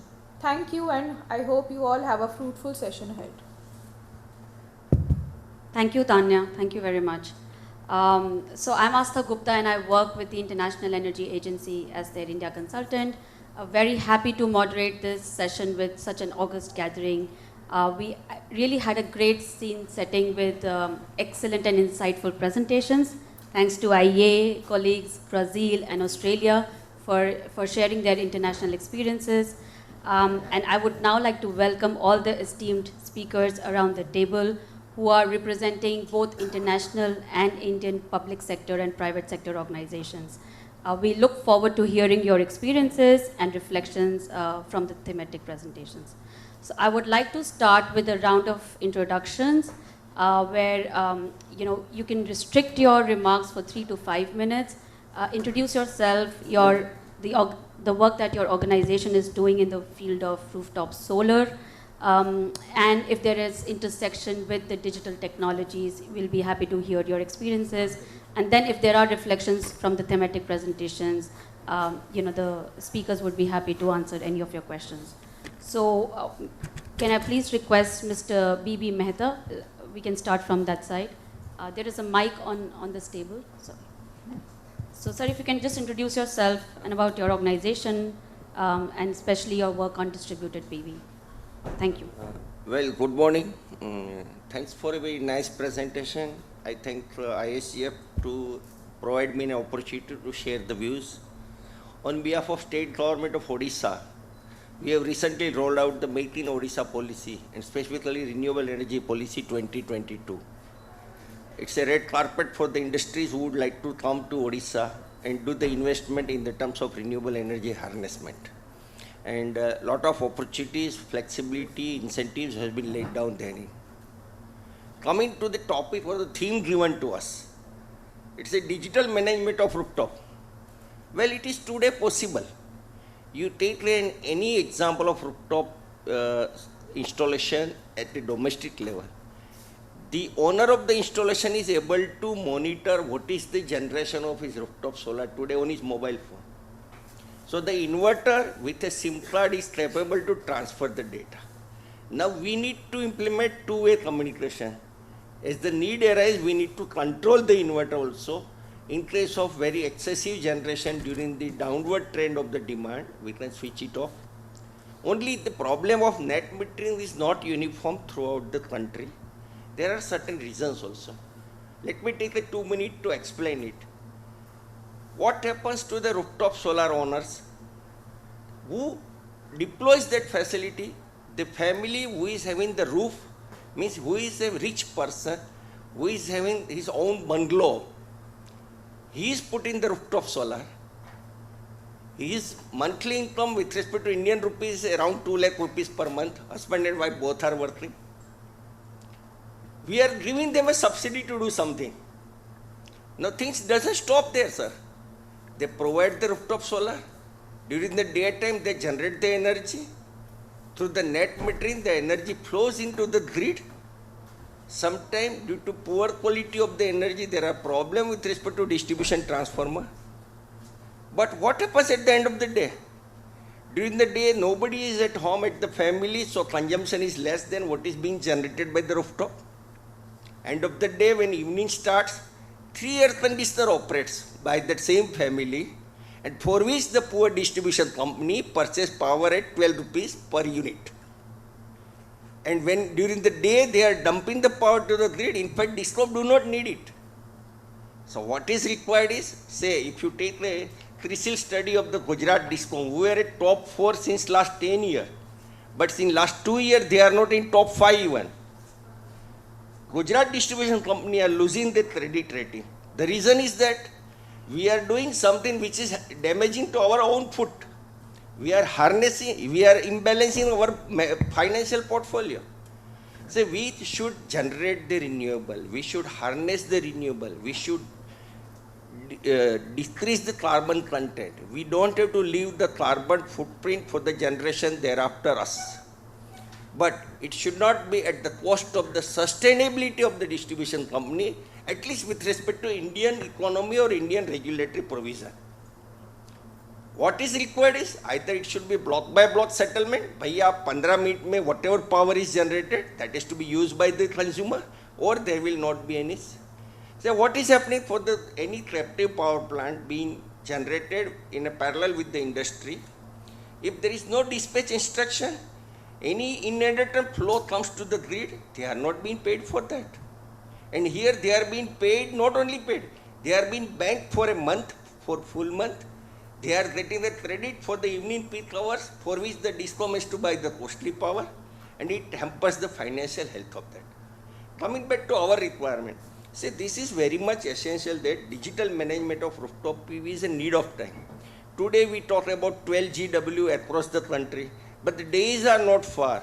If you study the RE policy of each and every state, first promotion is towards the domestic rooftop solar. So I think by today we are in 2023. By 2027 or 2030, there will be 50 GW of rooftop solar. The inverters are having facility to have a SIM card provision. It can measure the what is quantity of power being generated and flow into the grid. Even the net meter doesn't have the SIM card provision, but the regulator can mandate it. There is no provision of distribution system operator across the country, barring 1 or 2 states who are having the distribution system operator. It is a high time that if I am a DISCOM, I know what is my demand or what is my power requirement. But what is my behind the meter generation? Unless I don't know that exactly, I will not able to anticipate, forecast and schedule my exact power requirement. And it may lead to the mismatch when the quantity increases, when the amount of power behind the meter rises, and that is distributed across. So I need to keep an eye, but the quantity is small, so I cannot provide the advanced measuring instrument. But today's inverter technology has a provision to scale it down also. It need not be totally switch off, it can be controlled also, it can be switch off also, it can be monitored also. What is necessary? A regulatory provision to support the metering of this data and a formation of distribution system operator who will be in touch with the SLDC or the sub SLDC, so that the total gross power being behind the meter will be monitored properly and it will be accounted, so the net schedule will not be any harmful or it will be very effective. Now things doesn't stop here. We know that this is an intermittent power. This starts at 7 a.m. in the morning. Probably the country in India, our requirement of power starts going down by 8 a.m. If we see the India power curve, my requirement of power starts falling down by 8 or 9 a.m. It rises by 3 p.m. Probably by 5 p.m. eastern parts of the country, the solar goes down. So I need to, if I go a large scale, suppose 50 GW is a rooftop solar, domestic rooftop solar, and my total is 500 GW renewable, out of that 400 GW is a solar, then I need to have a storage solution. I need to have a storage solution. Otherwise, I should be prepared to cut off the solar, for which I am doing the conference, for which I am doing the incentive, for which I am making the policy to kill the solar. So a time has come, a strong step has to be taken. If India can send the plane or the Vayuyan to the Mars, this is not a rocket science to establish the storage solution. Or a pump mode hydro storage is the only solution for that. We are having seminar for 5 megawatt and 10 megawatt battery, but sir, the requirement is in hundreds of megawatt. It is in terms of gigawatt scale, because we are planning 100 gigawatt of the renewable. We know that it is intermittent. It doesn't happen when I need the power. It is when I don't need the power. So I need to have a balancing. I need to have a storage. So a time has come. Let us have a total thorough decision right from the MOP, MNRE, CERC, that there will be a mandate for pump mode storage plant. Unfortunately, I have some statistics. More than 4,000 megawatt, I repeat, more than 4,000 megawatt pump mode storage plant established in the country are not getting operated due to administrative reason. This is the sorry story of the country of India. I may be pardoned for that, but this is the fact, sir. So being a scientist, being a technical person, knowing that what we are doing, what is the remedy solution for that, but probably the administrative decisions are a little bit, there is a gap between. So it is high time that we take certain technical steps as well as we take some regulatory steps. Thank you. Thank you very much, sir. Thank you so much for your insightful suggestions. I would request Mr. Shivaram from Tata Power to please introduce themselves, and request you, sir, to please restrict your initial comments to 3 to 5 minutes, and then we'll come again with more questions. Thank you. Sure. Thanks, Asta. It's been a pleasure being here, and it's a great learning experience for me, from especially the Brazilian colleagues as well as the Australian colleagues here. I represent Tata Power Renewables. It's one of the largest integrated power company in India. Coming to solar rooftop, we are the largest player in India with close to about 18% market share, which is about 4 to 5 times of the next player. So we not only are helping the rooftop adoption in India, but we also have a responsibility going forward in bringing in new technologies. So quickly, I'll present to you all the current scenario from a consumer as well as a developer scenario than the grid side of it. Right now, the policies that we have in India are encouraging. However, there's a difference between the central and local execution. So the key difference is, while the central government at a central level is very pro adoption of solar, we have an issue in terms of different states implementing it differently. To give an example, out of the targets that we set for 2022 of 40 gigawatts of solar, there's only one state which has achieved more than 50%. There were 5 to 6 states which have achieved between 25 to 50%, rest everybody is below 25%. So, and this is because of various concerns on both the sides, the concerns on the distribution companies, which needs to be addressed. So that's one of the biggest challenge for us. I believe right from the consumer side, as well as the developers, we are prepared in India to expand the way, Helvio, you talked about it going 10 times, 20 times in just 3-4 years. We are ready for that in India. The biggest challenge here is addressing the concerns on the DISCOM side and having the implementations coming through on the execution. While I'll not go into details, but there are lots of headwinds in terms of consistency of policies that we have. We go 2 steps forward, 1 step back, so that creates lots of doubts in the minds of consumers and even implementers like us. We also have issues in terms of net metering implementation across the country in a uniform way.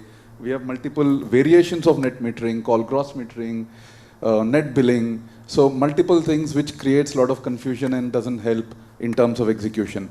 Now, a quick point to end my initial points here is, while I said we as a developer have a leading player have a responsibility to take this forward, we are investing behind the awareness part to make the consumers across India aware. We are present in almost 80% of the country, ability to reach within just 1 hour of the consumer's call to help them provide the solar plant. So we have that kind of a reach. We are also partnered with 20 banking partners who can serve right from a residential consumer to a industrial to a commercial, to also help them in the financial needs. So that is a part which we are trying to invest and support. However, like I said, we need a lot more regulatory policy supports which needs to come in terms of helping us. Now, coming to the question about the grid stability, I do agree with what Chris mentioned. I think I see that as a key opportunity for us. A distributed battery storage, and you also have mentioned that. As we go along, while the next 5 years, I don't see that challenge coming through at the rate at which we are growing.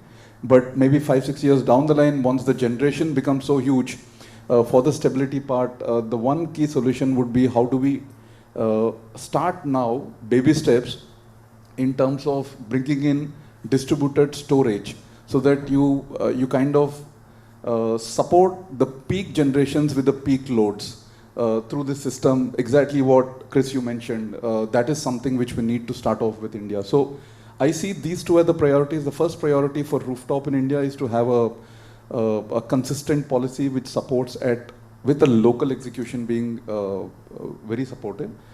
And in the long term, to have this also have the grid stability, we need to take those baby steps.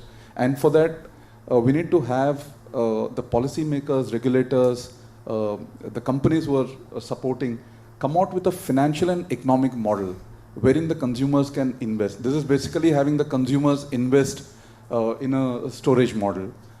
So this is the 2 points which I think we should be driving in India. Thank you. Thank you, Mr. Shivaram. While you talked about the states, we have 3 big states present here: Maharashtra, Gujarat, and Karnataka. So they are going to look into the maximum rooftop installations. We have the utilities here. We will be very happy to hear about their experiences. Now I would like to move on to Mr. Saxena from the Grid Controller of India Limited. Sir, over to you. Yeah. Thank you. Thank you, Asta. I'm SC Saxena, representing Grid Controller of India, the independent system operator in India.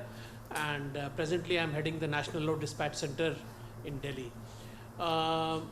Excellent and very insightful presentations, all three of them, and I was getting late to get to the conference, but then fortunately I made it through and it was really insightful. I must really appreciate the content that, because those were the kind of things I was also thinking about and kind of worried about. First and the foremost, it's the concern remains about low visibility and low controllability of the solar rooftop. That indeed is the concern. And since I represent the system operator fraternity, my concern is how the real-time operation would get affected. How do I plan for the system operation in the operational time frame as well as in the planning time frame? Both the things are really important. And from an operator's perspective, increasing penetration of solar rooftop manifests itself at the grid level in a requirement for flexibility. It manifests itself in the need for having more and more flexible generation, flexible resources, flexible thermal, maybe more hydro, and of course the need for storage also comes out from there. So that is a key concern for us, how we are going to meet the load.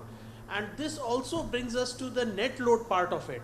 Solar rooftop, when it is present, so good that it is there, but the moment it goes off, the utility has to pitch in and provide for the balance of the load, which we know as the net load. So this also brings us to the question of resource adequacy. The resource adequacy paradigm, while we talk of distributed energy resources in the larger grid perspective, is sometimes lost sight of. So as an operator, my perspective would be that resource adequacy must ultimately get captured.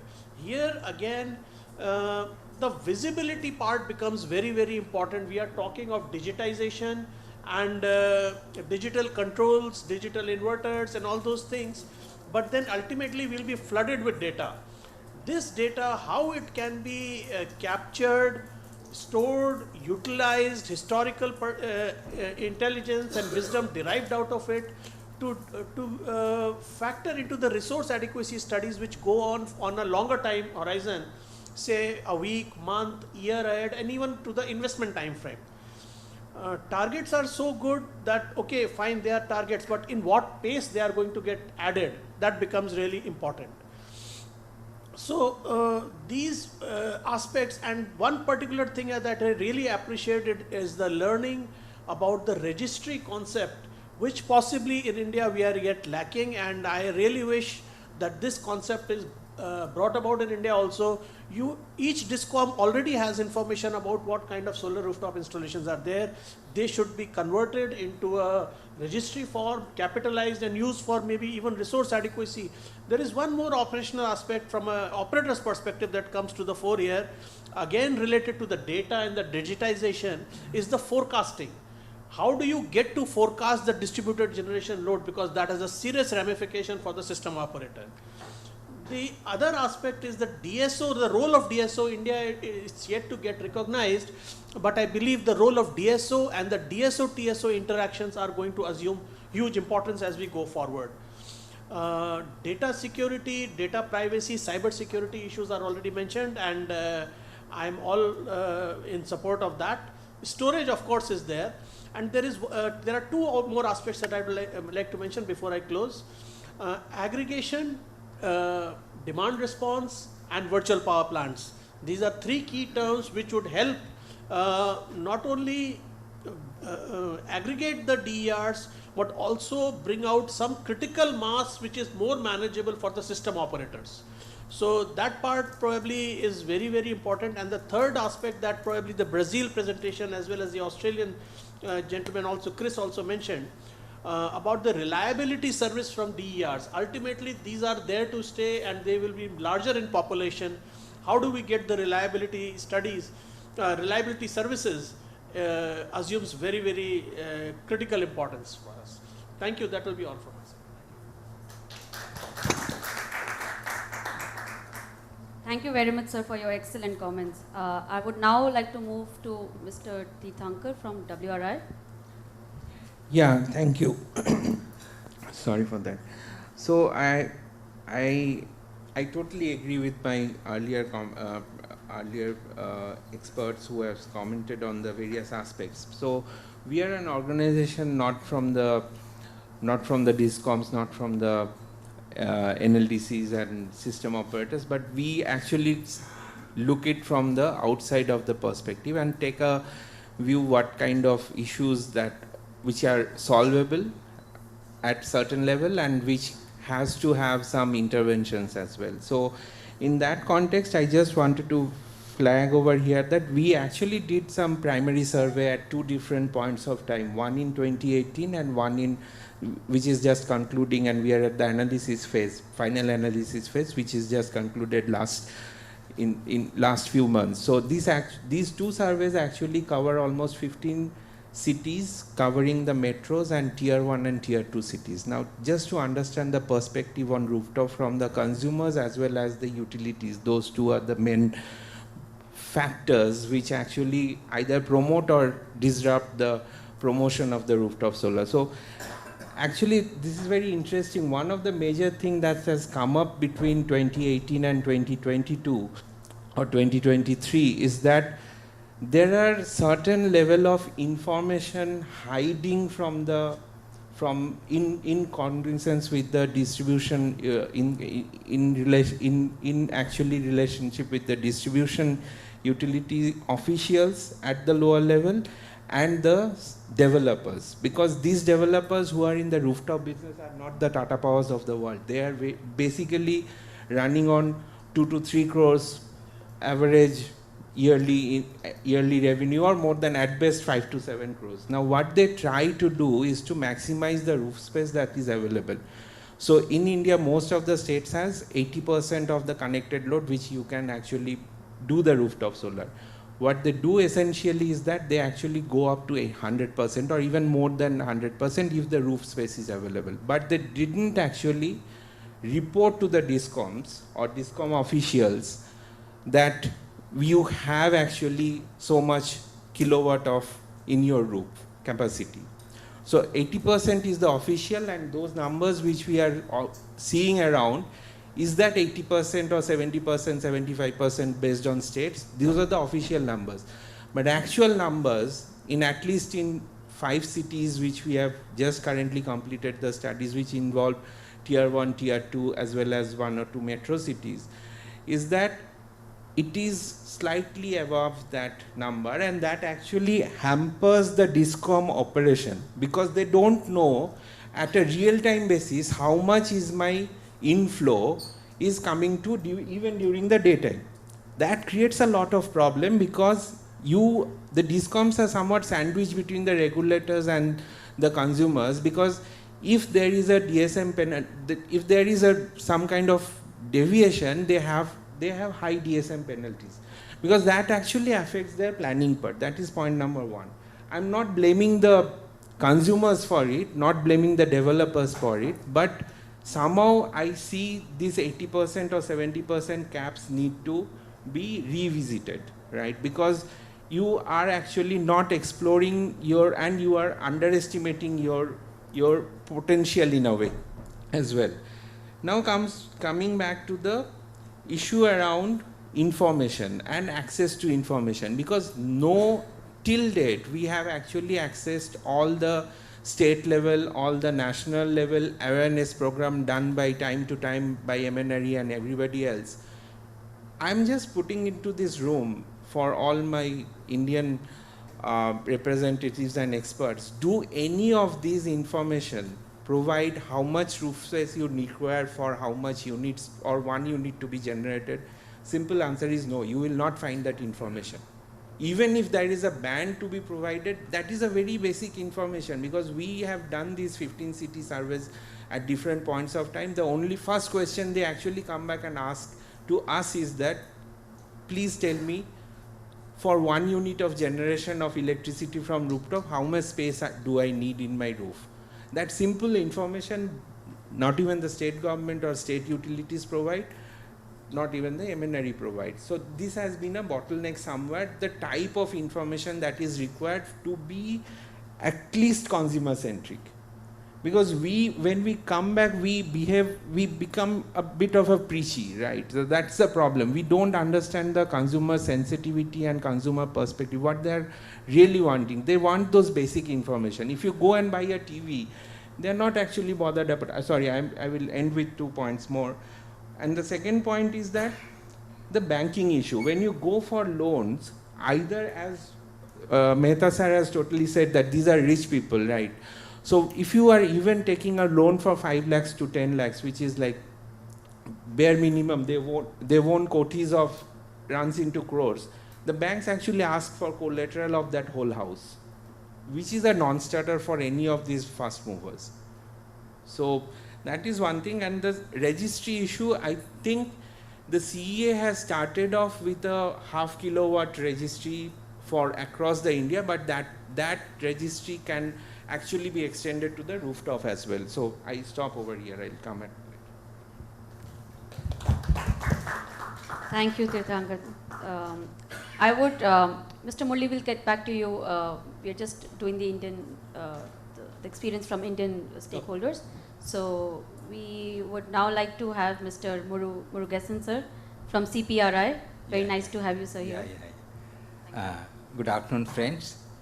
Actually, I was working for Central Power Research Institute, which is a national laboratory for India. It's similar to, closer to EPRI or KEMA, Netherlands. So our role was to only to establishing research and testing certification facilities, supporting Ministry of MNRE, where this rooftop solar or large scale grid-tied inverters in the range of 500 kilowatts like that. We set up lots of test facility to certify the facility, certify the equipment like that. So we work extensively with MNRE in forming policies and other things. So we have, as of now, the largest facility, maybe next to solar center. And right now I am working with Bangalore Electricity Supply Company as an advisor, advising this kind of activities, revising the specifications and supporting them. So policy level I may not be able to comment, especially on utility, but we know that what is going on there. Thank you very much. Thank you so much, sir. We would now like to move on to Mr. Balachandra Gawai from Maharashtra Distribution Company. Thank you. Good afternoon, everyone. This is Balachandra Gawai from MSCDCL, Maharashtra State Electricity Distribution Company. And I'm working in RE department only. I'm looking after solar. So the one issue that is to be addressed, that is off-peak hours. Off-peak hours solar generations are pumped into the systems, and the rate for that is very low. And peak hour, we have got to purchase very costly powers. And this banking issue is there with this rooftop solar, and we carry forward the excess exports that they have pumped into our grid, and we carry forward throughout the year. At the end of the year, the excess we got to purchase at a costly rate, and we don't have this. Offsetting is done on monthly basis, not on time block, that is 15 minutes time block. It is not done, not on TOD basis. This is done throughout the month. He has generated 100 units, he had exported 100 units. That is to be netted and carry forward next month, and at the end of the year we will just have to purchase the costly power. These two issues need to be addressed. Thank you, ma'am. Thank you, sir. We now move to Mr. Mridul Chadha from Bridge to India.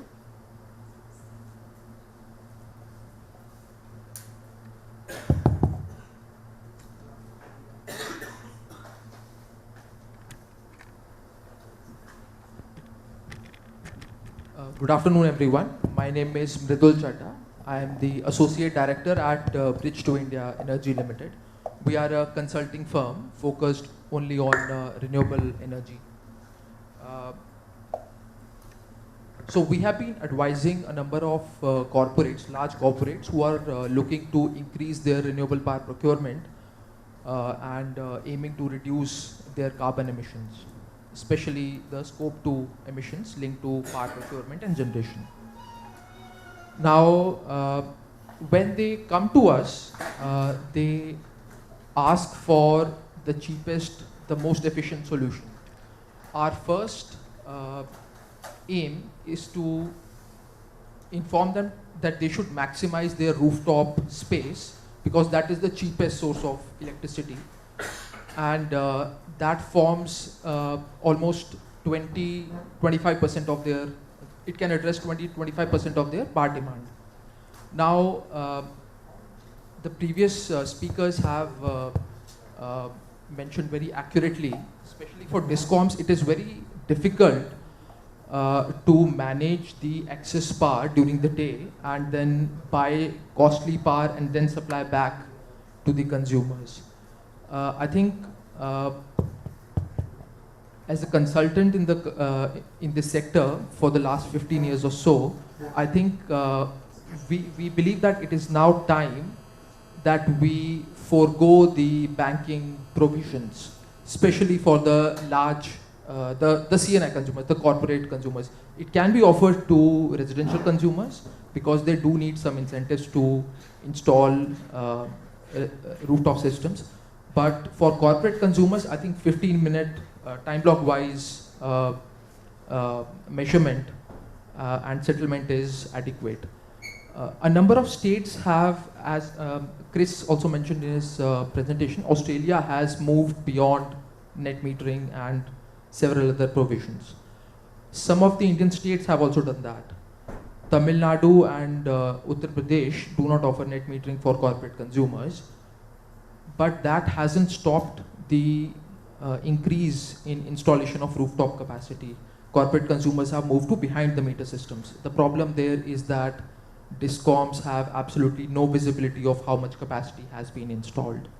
So another point here is that because rooftop systems are the cheapest source of power, we can probably forego the subsidies as well. There is no need for subsidies, especially for the corporate consumers, because the rooftop solar power is much cheaper than the tariffs that they pay to the DISCOMs. I think the most fundamental thing that we can do is mandate installation of smart meters so that there is much more visibility in terms of how much capacity the DISCOMs are dealing with. We should also probably work not in isolation, not address just the problems of the DISCOMs or the installers. We have to address the problems across the value chain, starting from the consumer, installer, DISCOMs, the grid operator, and everyone. There is a hesitancy among DISCOMs to promote or approve new rooftop systems, which is completely understandable given the problems that were mentioned earlier. I think storage, again mentioned earlier, storage would be a very important aspect that can help in addressing a number of problems across the value chain. Storage at the consumer level, storage at the distribution level, storage at the transmission grid level as well. Just I think last week Karnataka issued one of the largest tenders for pumped hydro storage, 1 gigawatt pumped hydro storage tender. Karnataka is, I think, the largest, is the highest, has the highest RE penetration with around, I think, 35% average annual consumption coming from renewable sources. In some of the months, especially monsoon months, it can go as high as 75%. They are really struggling with the high share of renewable power in their grid, which leads to problems with the scheduling, and eventually they have to pay high deviation penalties. So I think storage will have to, we'll have to work on storage to ensure that any excess renewable power is stored, and this will also enable the owners to have additional revenue streams, as we saw in Australia. Once we have additional revenue streams, there is very limited requirement of any subsidies because the system pays for itself very quickly. That's all from my side. Thank you. Thank you, Mridul. Thank you so much. We actually moved to BESCOM from Karnataka. So we have already heard that there are already integration issues that Karnataka is facing. So with more rooftop ramping up in coming years, what do you think, what would be the key challenges, and how would you, what are the possible interventions that you would like to do? Thank you. Good afternoon, everyone. I'm Santosh Kumar. I'm from Bangalore Electricity Supply Company. BESCOM has been at the forefront in Karnataka in engaging consumers to become prosumers. So we have good incentive schemes, and initially under Saura Graha Yojane, which is one of the schemes of BESCOM, where we are incentivizing consumers, giving subsidies to consumers, especially below 3 kilowatt. So they are like the residential houses and small residential apartments or societies wherein we are encouraging them to adopt solar PV. And our regulatory framework has also been helping us, but as Murugesan sir rightly pointed out, that more needs to be done on that forefront. We need more help from regulators also, and also from the government and consumers also to adopt more and more. We are, as many of the experts already pointed out, the main problem with us with going with distributed solar is we do not have any real-time data. There is a very big gap there. We just know what the installed capacity is, but there is a very big gap in real-time data. And with especially places like Bangalore, which can become Bangalore is known for its change in weather in 1 hour. So morning it will be sunny, afternoon it will be rainy. So we have installed capacities on paper, as everyone rightly pointed out. We have our own registry wherein we know how many solar PVs are installed, what is the installed capacity and everything. But unfortunately, because they are not equipped with smart meters, or we don't have regular communication, there is a problem. So suddenly, we are expecting that, okay, today it's a sunny day, or maybe this entire month, this summer season. So we may be expecting a lot of solar PV input at this point, but suddenly due to inclement weather or something, there is a dip and all our plans go for a toss. So, and or maybe there is some issue with one of the generators, or again, because they are all grid connected, we are directly pumping into our HT and LT lines. If there is a line breakdown, again that entire section breaks down, and we don't have that generation is cut off. We don't know how much generation is cut off just because 1 or 2 trunk lines or some feeders got shut down because of our own work or something. So for us, it will be greatly helpful if as some of our esteemed panelists suggested, that smart meters or smart inverters are made compulsory for all the solar PV installations, so that it will bridge the communication gap which we currently face, and it will solve most of our integration issues. And we also have real-time data to monitor and take further steps on how to improve and build upon the installed capacity that we have. These are my 2 cents. Thank you. I'd like to request Mr. Sanjay Verma from Gujarat Distribution Company to please provide his experience. Thank you. Thank you, ma'am. The session was very interactive from international delegates. There was the issue of online registration and the quality of the solar rooftop. In Gujarat, we have entire players online through our website. So consumer can select any of the panel vendor from the system, and he can install the solar rooftop. Our complete registration to disbursement of the subsidy is also online and transparency.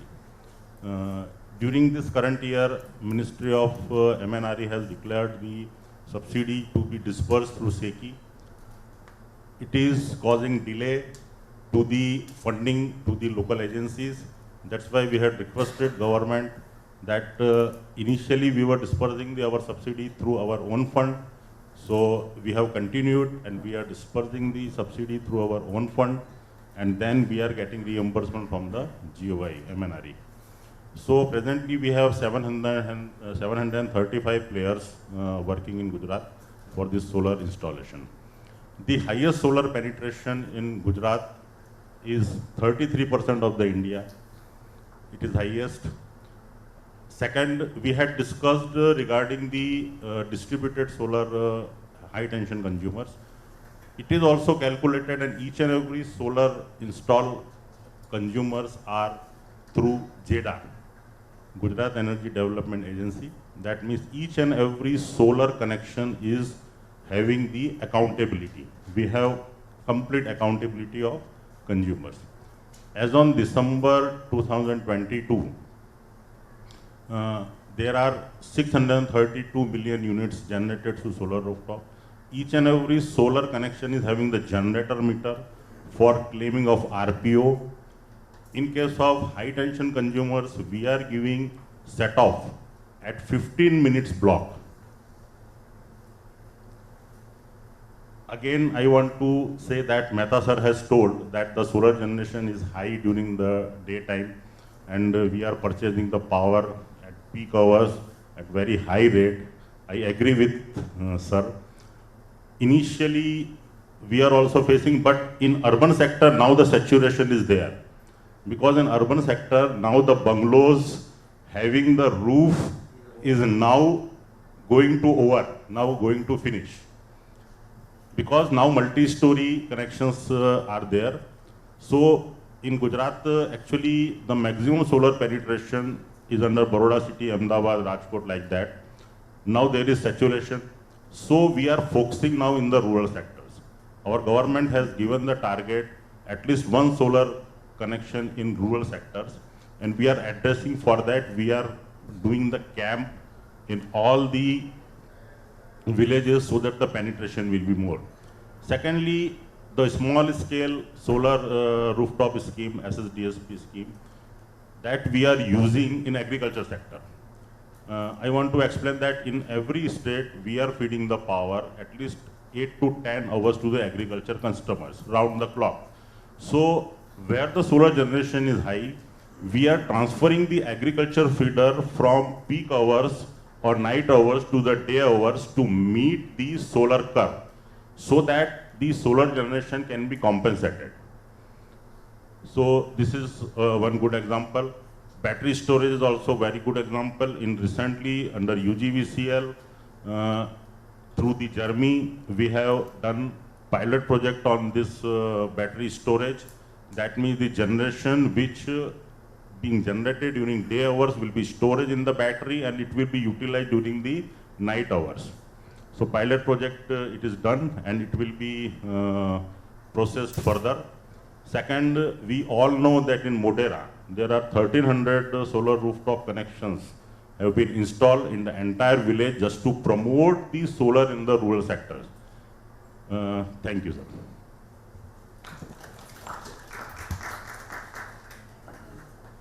I would now like to request Ms. Shivani Sharma from Hitachi Energy to please share her thoughts.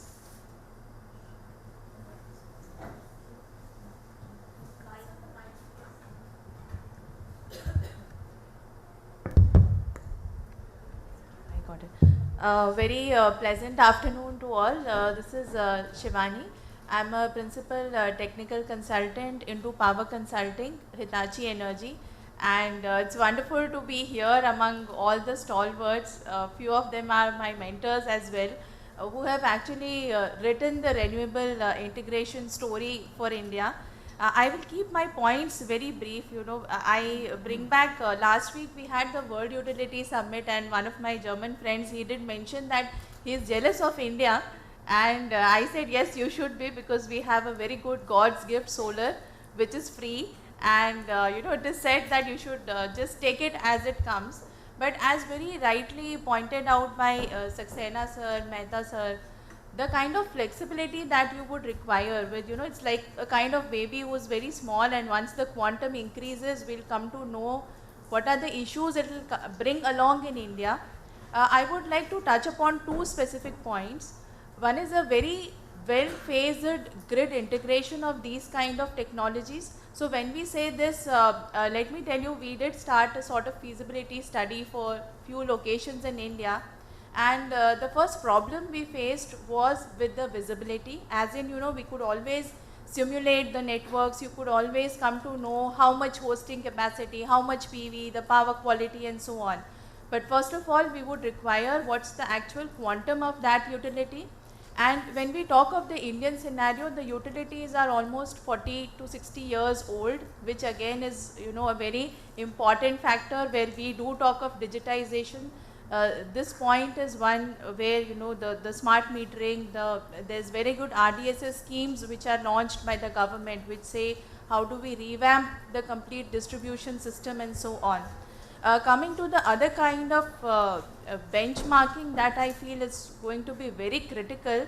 I was so pleased to hear with Chris and all my Brazilian, Australian cases.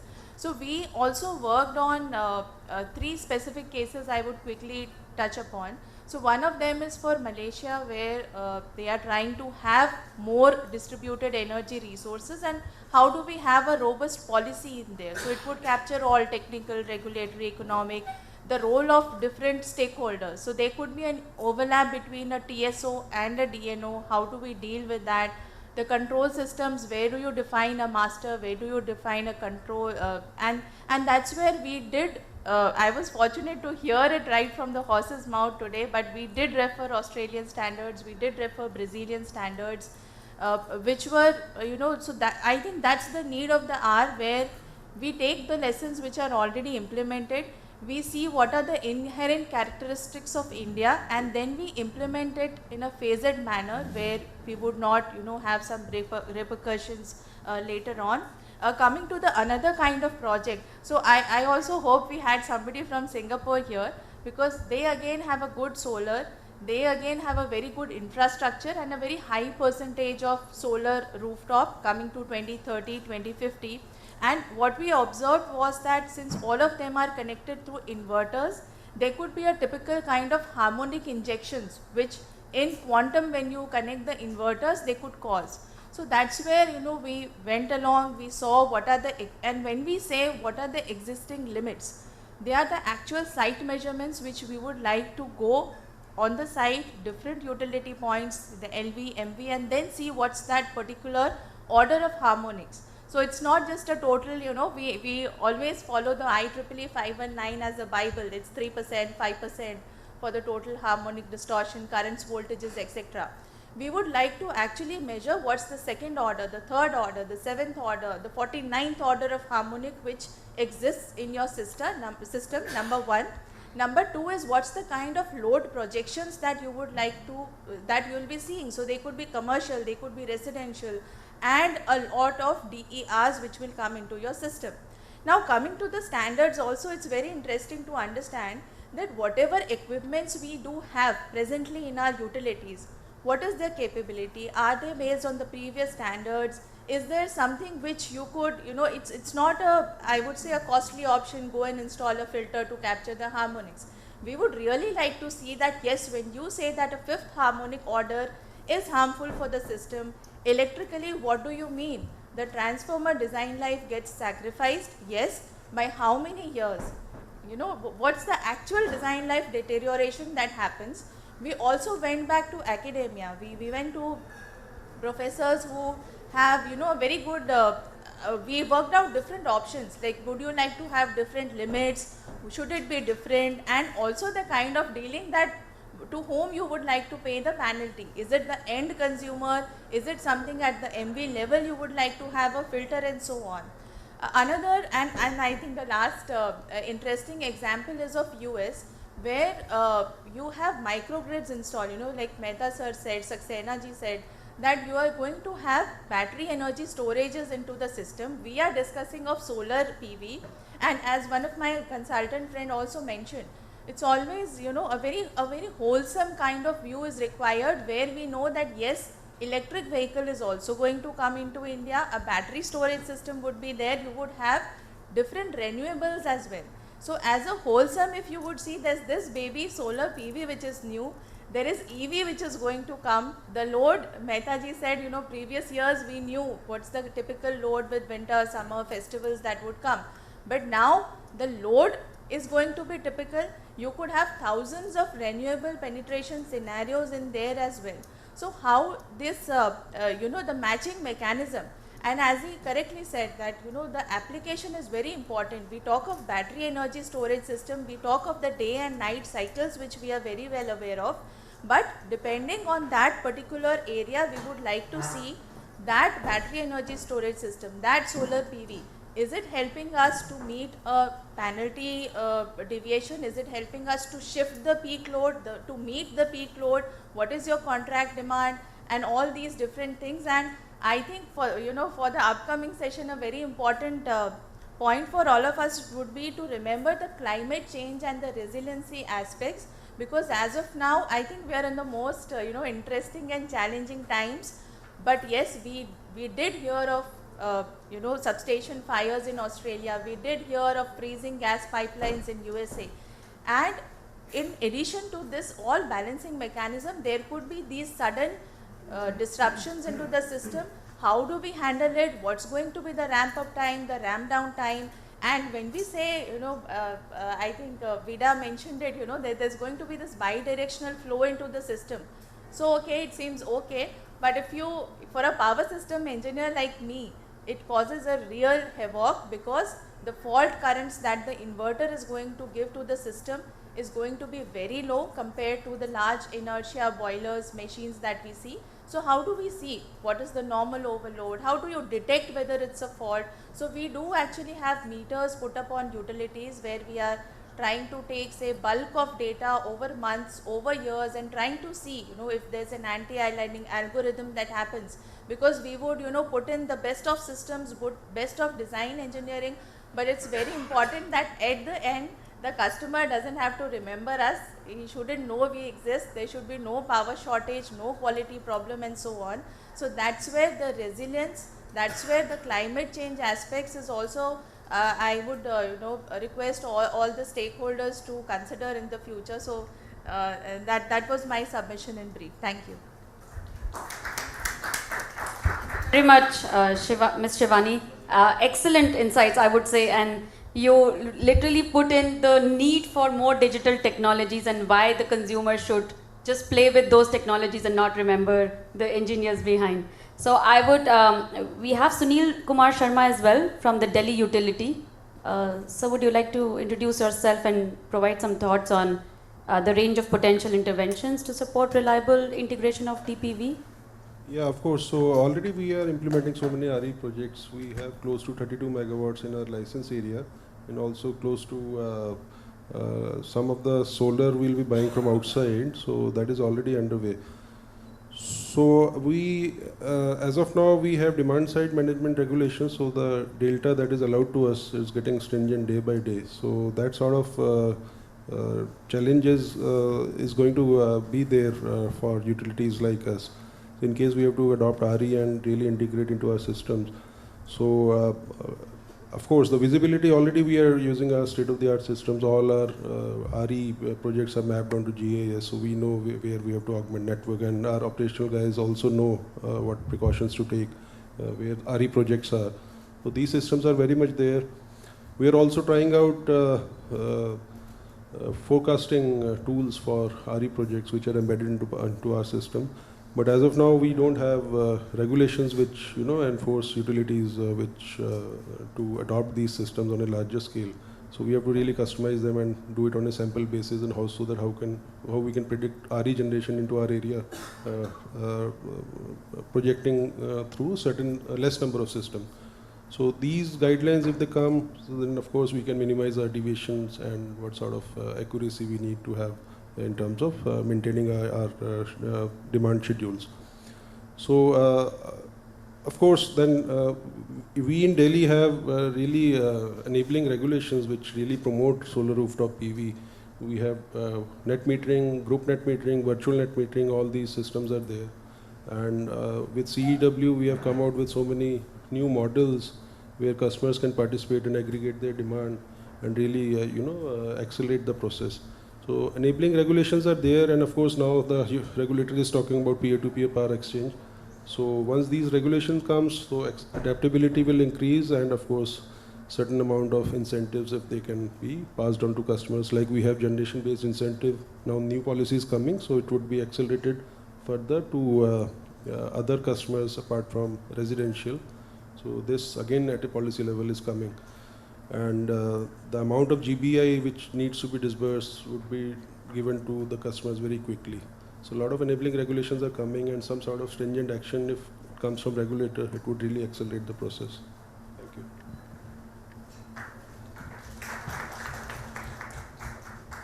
you. We would now turn to our colleagues from the international organizations to talk about some of the state-of-art and technologies and international best practices.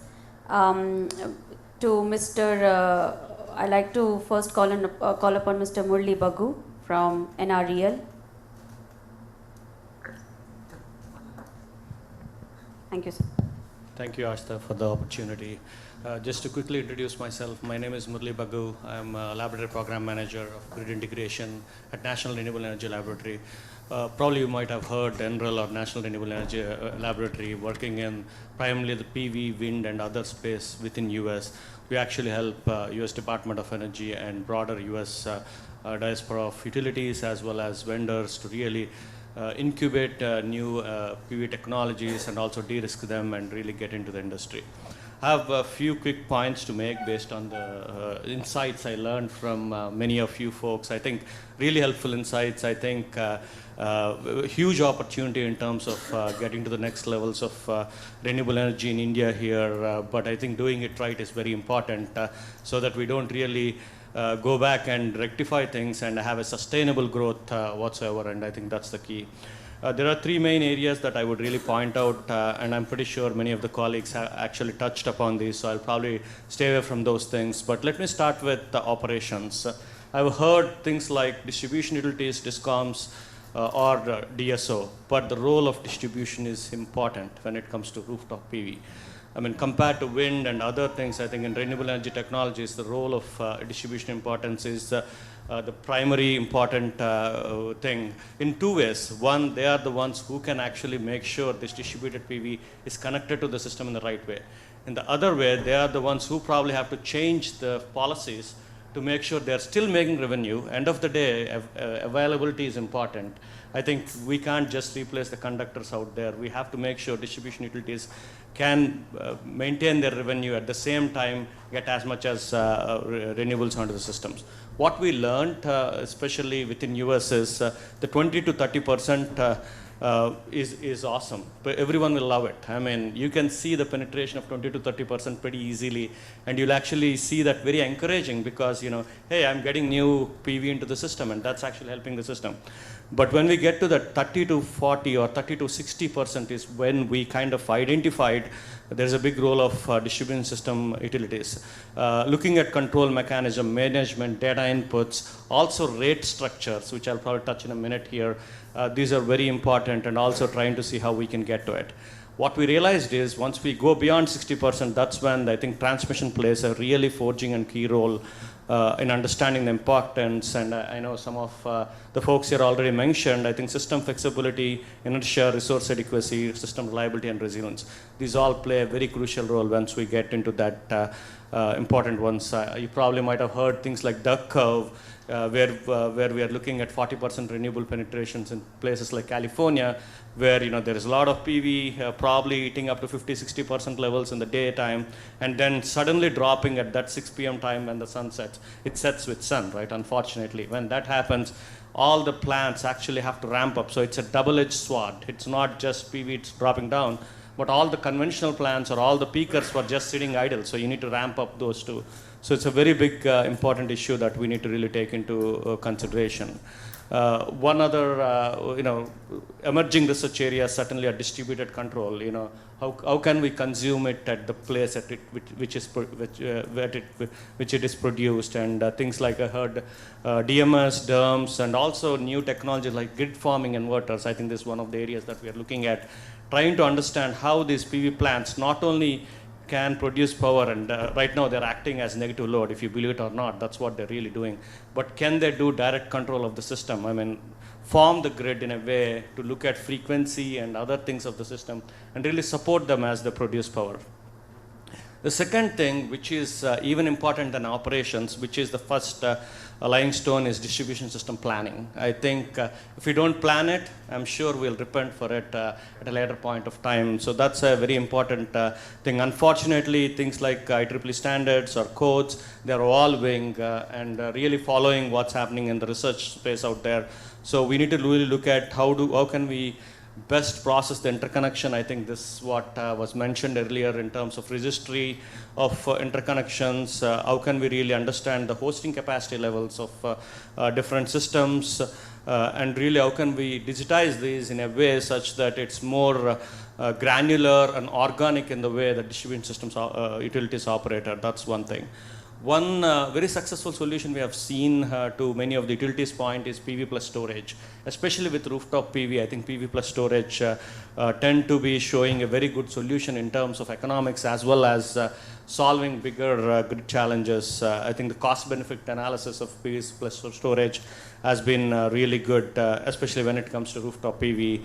I'm more referring to rooftop PV here because that's the topic of the day.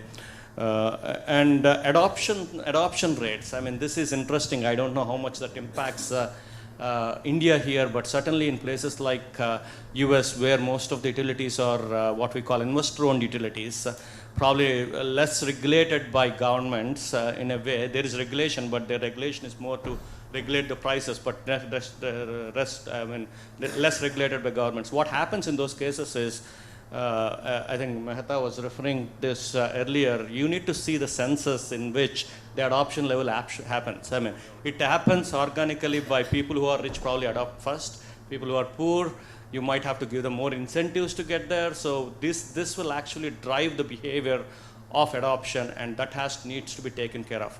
Unfortunately, distribution systems are more heterogeneous than they look. One solution doesn't fit all. You know, whatever works in one state might not fit the other state. So we really need to look at adoption rates and really come up with what needs to be done in terms of incentives. So I think I touched upon the topic of incentives, which directly impacts what I call rate impacts on the distribution systems. I've seen people talking about micro impacts, which is what is the direct impact on system rates. Let's say there is very high penetration of PV in the future, but the fact is we still have to pay for all the conductors out there. We still have to pay for our distribution utilities. So the pattern we are observing is schemes like net metering, even though they look awesome in the initial stages, they are putting costs on the people that are not really having PV.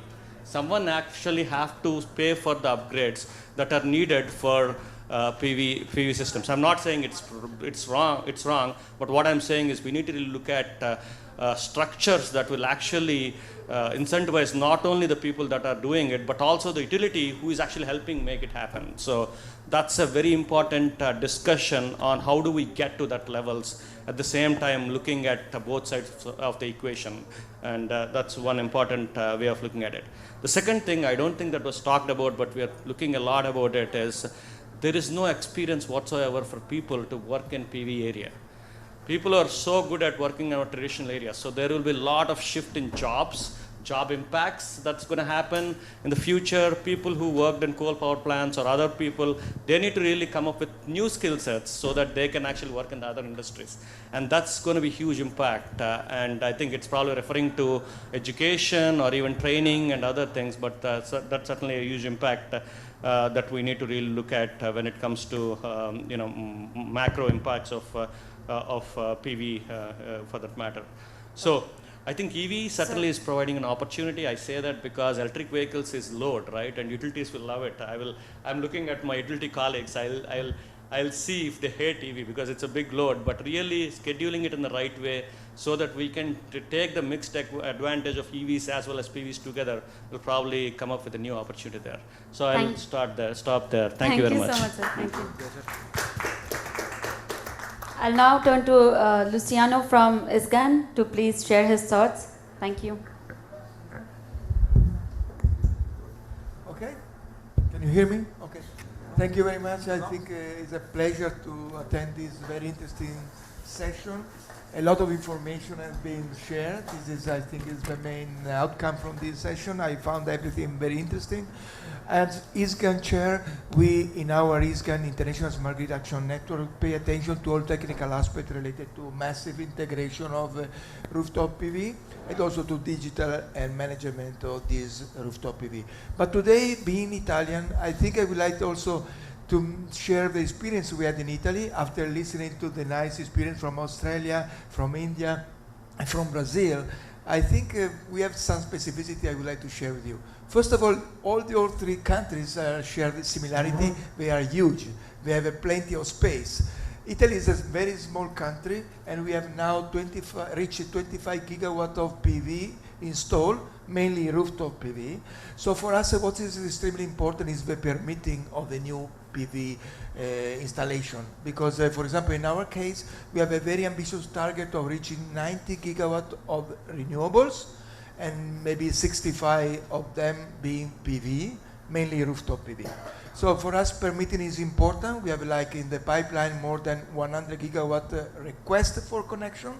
We have to find where are the most suitable place where PV panel can be installed. So all solutions for us are important, from larger PV power plants, but also to offshore and maybe also floating PV, and of course rooftop PV. Then I said it's a small country. We have to deal with the land space constraint. So one solution is also to have a PV installed next to agriculture activity, so what we call agro-photovoltaics. This is an important aspect for us, to combine generation from PV and generation of crops. And then another thing, when you talk about rooftop PV, can you imagine making rooftop PV in a city like Rome or Florence? Most of the buildings are historical buildings, so we still are facing delay in getting authorization and permitting of this new PV to be installed. So this is another issue related to policy, how to make policy deciding which are the best places where PV can be installed, including rooftop. What is also interesting is that our target for 2030 are approaching fast. After a few years where PV installation were kind of still, in 2022 we have a major increase of PV installation, about 2.5 gigawatt last year, and this is due to the international situation. Italy has to face this situation where gas cannot be so plenty available as it was before, because we were importing massive amount of gas from Russia. Now this is not possible anymore. So we increase very much all the other sources, include wind, onshore and offshore, and also PV.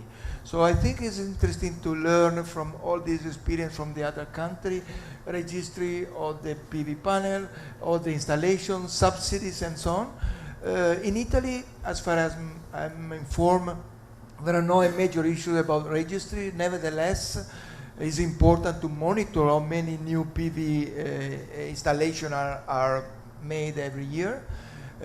No big issue, because we receive still very good incentive from the government. That's why people is incentivized not only by money but also to register his own new installation. Subsidies are still generous, and especially they are proposing people to self-consumption of PV energy at their households. And now there is a kind of trend not allow the new PV installation to exceed by, I don't know, 10% the actual use of energy. So in order not to have larger PV panels installed that will be then selling the electricity to the grid. So many things to be shared, many things to be compared. I will be very happy to, after this roundtable, maybe to exchange view with several of you, just to compare what can be done. And the experience from each of us is relevant, because we can mimic the approach and we can save time and adopt the most suitable solution. Thank you so much. Back to you, and thank you for the moderation. Colleague Vida. Thank you very much, and thank you for sharing these insights around challenges, around opportunities. And as Luciano said, we have a lot of mutual challenges and then mutual opportunities going forward. So these cases of peer-to-peer learning are very valuable. Topics that came across in the discussion: visibility, data-driven insights, and options to monitor the health of assets. So what I'd like to do is, if you remember my intervention at the beginning, I mentioned we also have an implementation phase as part of our 310 project. I actually have colleagues here from Banitech that are running our pilot here in Delhi to give us a very, very brief snapshot on what's planned and how digital technologies can be leveraged to address many of these issues that we have been covering here today. So please.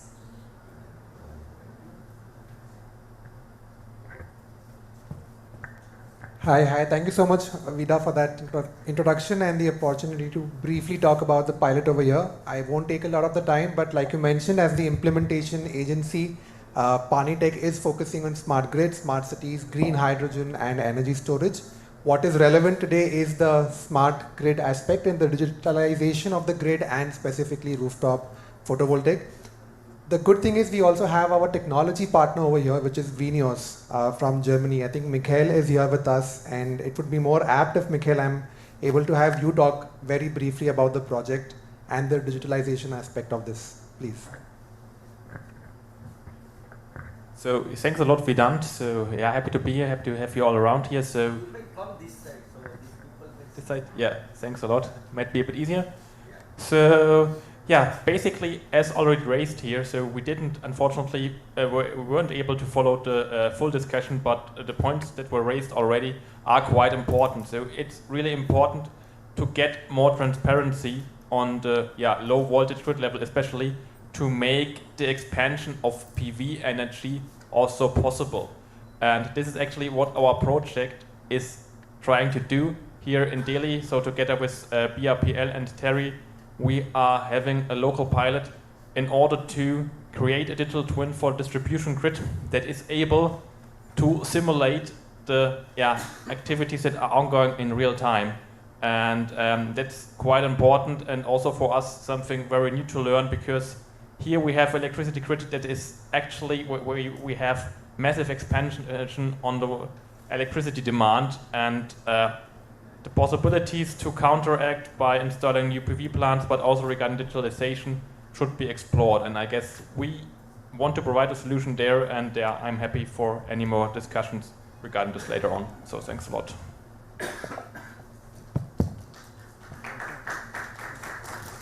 Thank you, everyone. I would now open up for more questions. I know there is a question from Mr. Ankur Sharma from Flock Energy.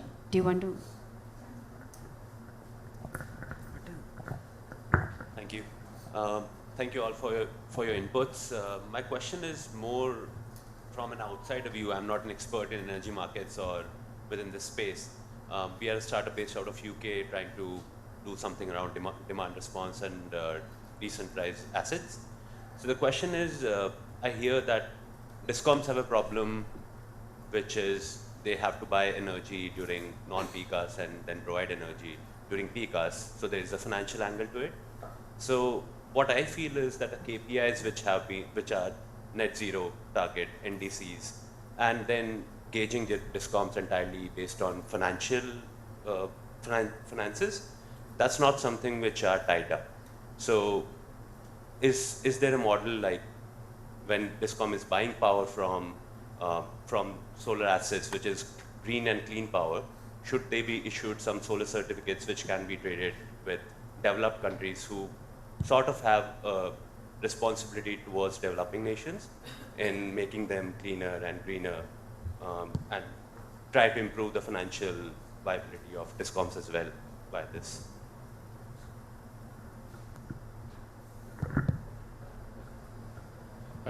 I can certainly quickly comment on the US side of things. In US, DISCOMs doesn't buy power or sell power, they just maintain conductors. I'm sure that's a model actually most of developing countries are also taking. But I think there is an opportunity for DISCOMs to be the DSO, which is distribution system operator, really enabling the transaction, even though they probably don't own the power that's actually going through their system. The reason I'm bringing that up is I think new architectures, if you really look at US, there is a new regulation on FERC order, the Federal Energy Commission order 2222, which is trying to enable aggregation of distribution level resources so that they can participate in bigger markets. And there is no provision to do that. And distribution system utilities can actually play a bigger role in not just being aggregators, but actually coordinating this aggregation up to the level so that they can participate in transmission systems. I think that's a very good way of looking at it. Yep. So, particularly in Indian case, you have to look the DISCOMs about what services they are providing, because they have a social contract to actually provide to the people at large as well as the agriculture sector. So that was the social construct where premise where the DISCOMs has been formed. It's slightly different from other countries and other geographies. So maintaining that contract as well as serving to the industrial consumers and the commercial consumers, who are basically the revenue earners for all of the DISCOMs across India, I think that's where the challenge is lying. So it's not about the subsidy gap that is emerging day by day, because what our own internal studies have been showing, and many more are coming up in that line, is that as you go up the ladder or as you move towards 2030 or 2070 goals, what is essentially happening is that DISCOM by default is going to change their procurement mix, because more and more solar and RE are going to come, which is actually less than the coal production and all of this. The problem here is that coal itself has many subsidies in it, right? So when you compare price by price, it actually doesn't match with the renewable energy prices. So actual costing of coal has to be coal pricing, not just coal, it's the thermal or fossil fuel based pricing has to be done in a proper way, and then we can compare it with the renewable energy pricing, because that will be an eye opener for many situations and many DISCOMs, including Gujarat and BESCOM, and who are performing well in certain respect. I think that's where the opportunity lies. I would actually turn it, rather than a challenge, as an opportunity, because there you can have a much more tariff designing level related elbow room within the existing frameworks, because the moment you say we need a new framework for India for these kind of situations, it's a non-starter both at the regulator as well as the policy level. So you have to operate within that existing level, and these kind of true cost or true valuation might actually open up some elbow room for the DISCOMs to actually operate and address their financial issues. I don't think that's going to be, that requires some innovative thinking, and the aggregation model which some of the DISCOMs like BRPL and BYPL are actually doing, then VNM and all. So currently 10 states have BNM. So, but the actual implementation is only in handful of states. So why can't we have VNM, which actually free up the issue about rooftops and all, because it can earn revenue for the DISCOM in a way. Yeah, I had a similar question, if possible. Can you hear me? Yeah. Sorry? Okay. So the question is good enough, but ultimately what we are thinking is we would like to harness the natural resource. So why don't we follow the natural cycle? When it is available, we use it. When it is not available, what we were doing before 100 years. So we have to think like that. Otherwise, passing some financial subsidy to one country to other country, 1% to other country, it won't give any solution. And I will tell you the habits of the people. See, in Gujarat, we had introduced one LTP4 tariff, where I can use the power only during night because we had a surplus power. What happened that those who were operating during night, they started paying less, and there was no addition of the demand. So my DISCOM started receiving less revenue. So people do not want to compromise on your natural requirement of power. So this is the challenge. We have to change the mindset. This is a real DSM, demand side management, nothing but the change in the mindset. And probably the rich area or the rich category of the consumer doesn't mind paying more even. So if you want to harness the renewable, let us follow the natural cycle of availability of renewable and try to adjust and say people were living very fine life before 100 years also. There were no problem at all. Yeah, I wanted to follow up a bit on this, no? And so looking a bit more internationally, every country has discoms, and discoms in some countries or in some parts of the country are happy about DPV. Some other discoms are not so happy about DPV. It depends a lot, no? So I would like to ask very briefly to see who may want to speak, maybe the regulators, maybe discoms. What is the number one opportunity that DPV rooftop solar can present for a discom? And what is the number one thing that is required to be able to tap into that opportunity?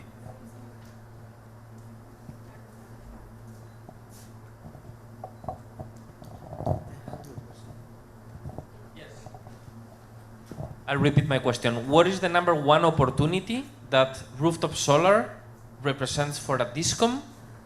And what is the number one thing that the regulator or the ministry or the policymaker needs to do for you to be able to tap into that opportunity? First thing, rooftop solar. Yeah, I'll just continue with the subject that addressing the agriculture consumer. We have done that before. This rooftop solar, we have got one scheme in Maharashtra, that is we are supplying the farmer during daytime also. Daytime we have got ample of power, and we have segregated agriculture feeders and we are supplying to them. Daytime we are supplying to agriculture consumer. Rooftop also may add on to it. That is one of the solution. And regulatory point of view, yes, that basic questions of ours of peak power, peak load power, we have got to purchase at a higher tariff. That is to be addressed. Thank you.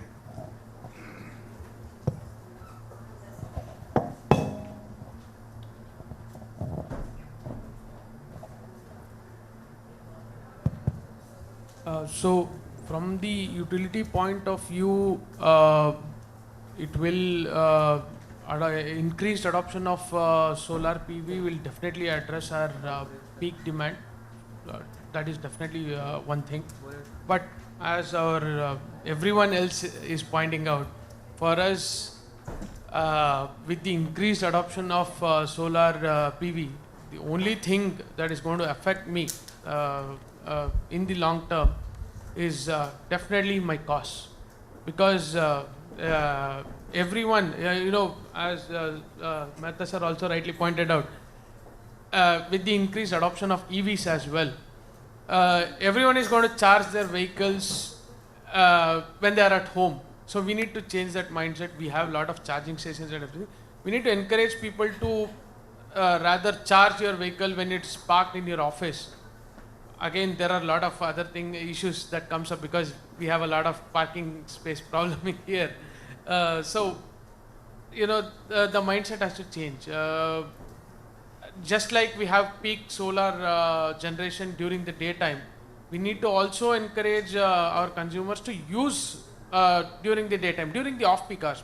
Basically, as sir pointed out, our demand comes down definitely after 9 a.m., 9:30, 10 a.m.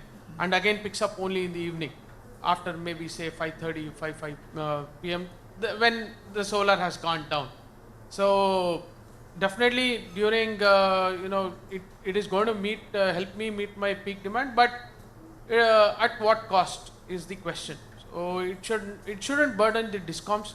Ultimately, I think somebody else pointed out that somebody else is paying for the PV energy that we procure from solar rooftop.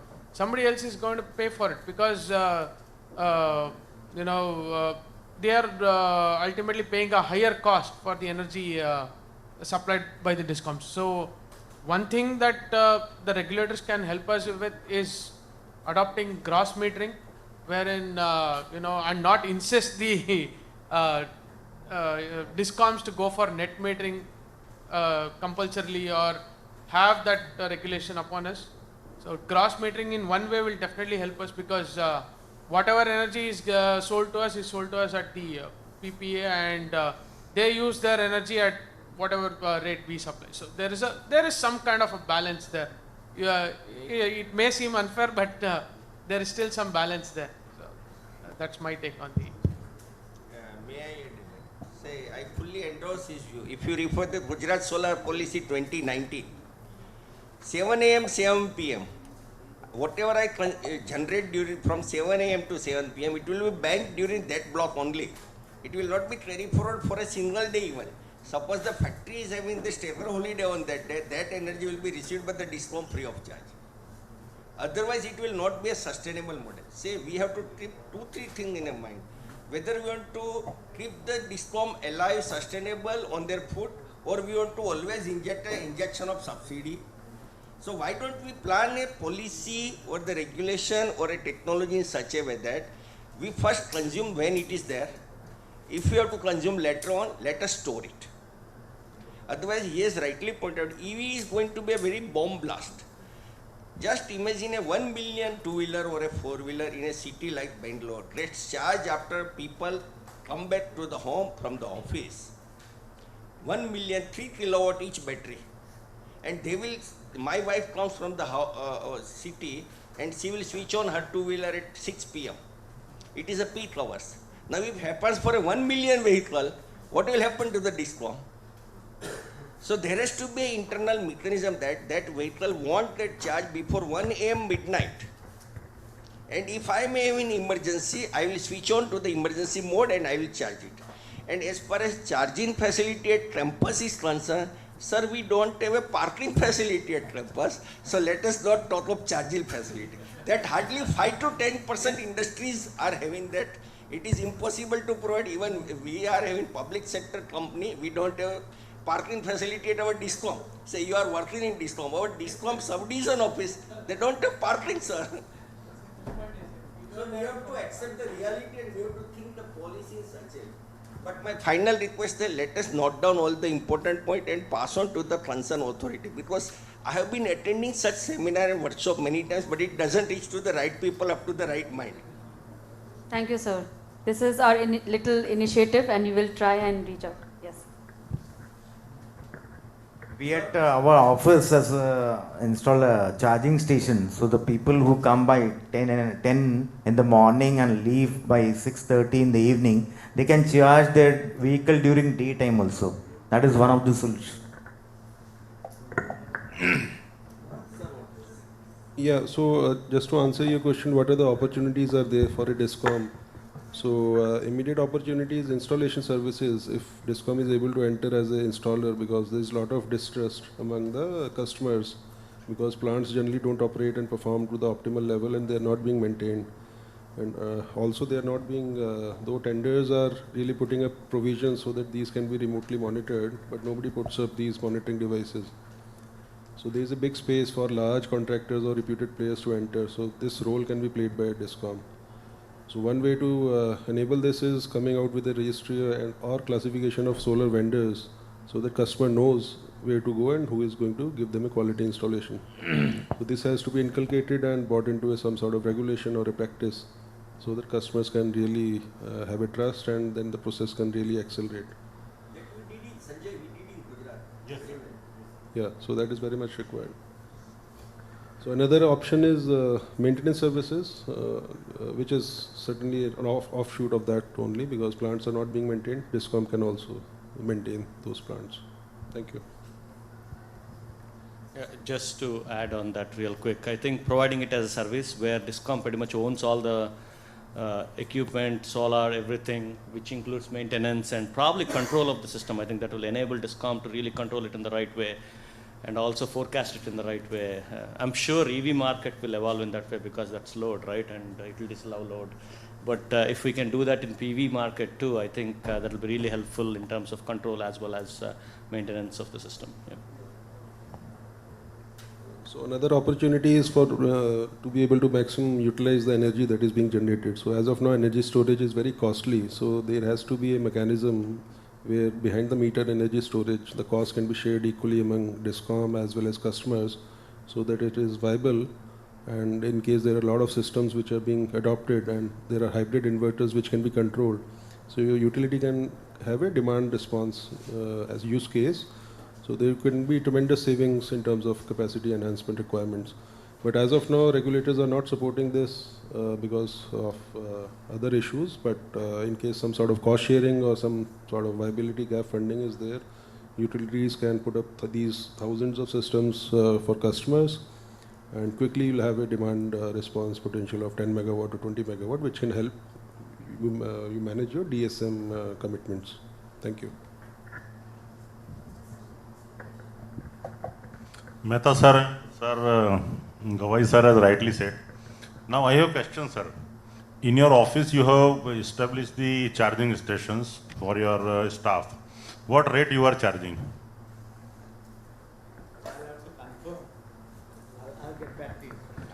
No, that is why I am asking. Suppose I am having my solar rooftop at my residence. I will charge from my system during day hours. Yeah. It will be cheaper than from your side, I think. We have planned to have a rooftop on our office. No, that is okay. But in Gujarat also, we have installed the solar rooftop in government offices, and we are also installing in each and every panchayat offices. Yeah. Now we are planning to install in the water works connections. My question is that if you are charging your car at your residence, it will be cheaper than in case of commercial organization where the parking facility is there and you are, suppose I am parking my car in this hotel. So hotel will not charge less than the residence charges. So why I should pay more charges? Second, actually for that the social engineering is required. We all knowing during our childhood days, there were 9 to 12 movie show. There was 12 to 3 movie show. Yeah. In 12 to 3 matinee show, the rates were lower. Yeah. In morning show, it were more lower, even though we were not going into that show. Yeah. Why? Because we were preferring the our time. Some of the persons are going, but we were not going. So actually social engineering is required. My next issue is that net zero by 2070. Yeah. That means solar generation will be there, but without storage, you cannot utilize the power during the peak hours, night hours. So net zero is possible without storage? Not possible. Is it possible? So we have to address to the battery storage system with the dynamic inverter, smart inverters, and that is the only solution. We have to proceed in that direction. Thank you, sir. Thank you, everyone, for your excellent thoughts and insightful discussions. I don't think so we want to break for lunch because there's so much that you want to share and discuss. But thank you again for your time. It was a pleasure to hearing all of you. Just to support Asta's comments of thanks, we appreciate your time, your insights, and now you are implicitly part of our IEA 310 family, and we will be reaching out to you with further questions, with things to review, and we look forward to further interactions. Thank you. So just before we close, we just have some last comments from our Brazilian colleagues, and then we have the chairman of Tata Power joining us, so we would also like to hear his thoughts. Thank you, sir. Yeah, please. So go ahead. Okay, I want to say just thank you, but I would like to reveal my concern because I realized just today that I am a beginner in this topic because because you have this probably I could realize that. We have the same problems. We are discussing the same thing in the whole world, I think. And I would like to answer your question about how or what the regulators could do. My question is, what is the regulator? Or who is the regulator? And I think the regulation that, has just one thing to do.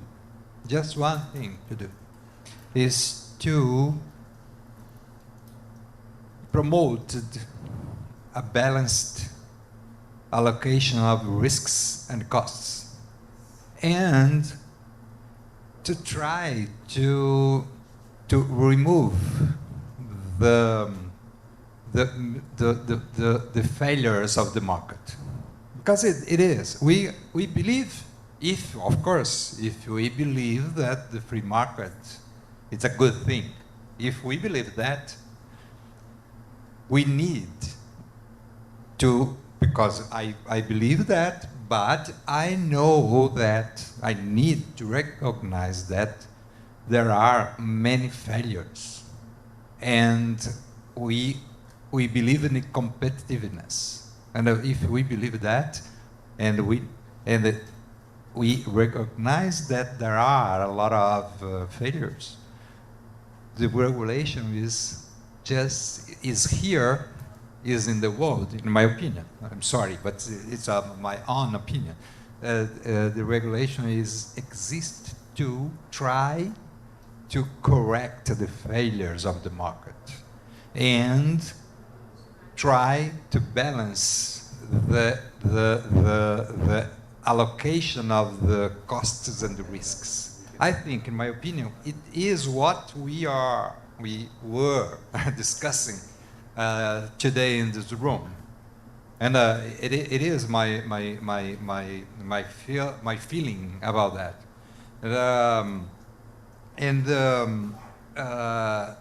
We discussed here operation of the system. We discussed the complexity of the system when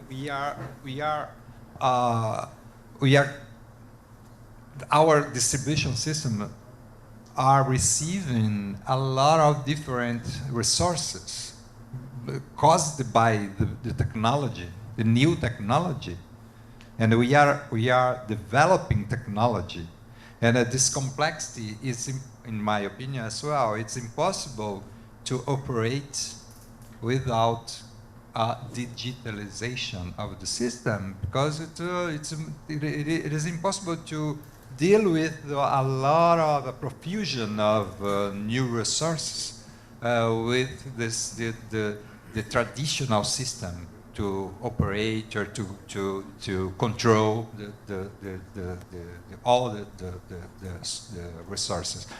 But in synthesis, I learned a lot here, and I discovered that I am alone.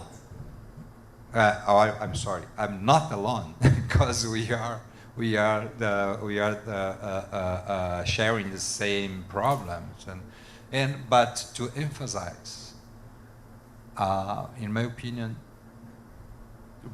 answering your question, what the regulator could do is do or try to remove failures in the market, and to try to create effectiveness, competitiveness, and so it is my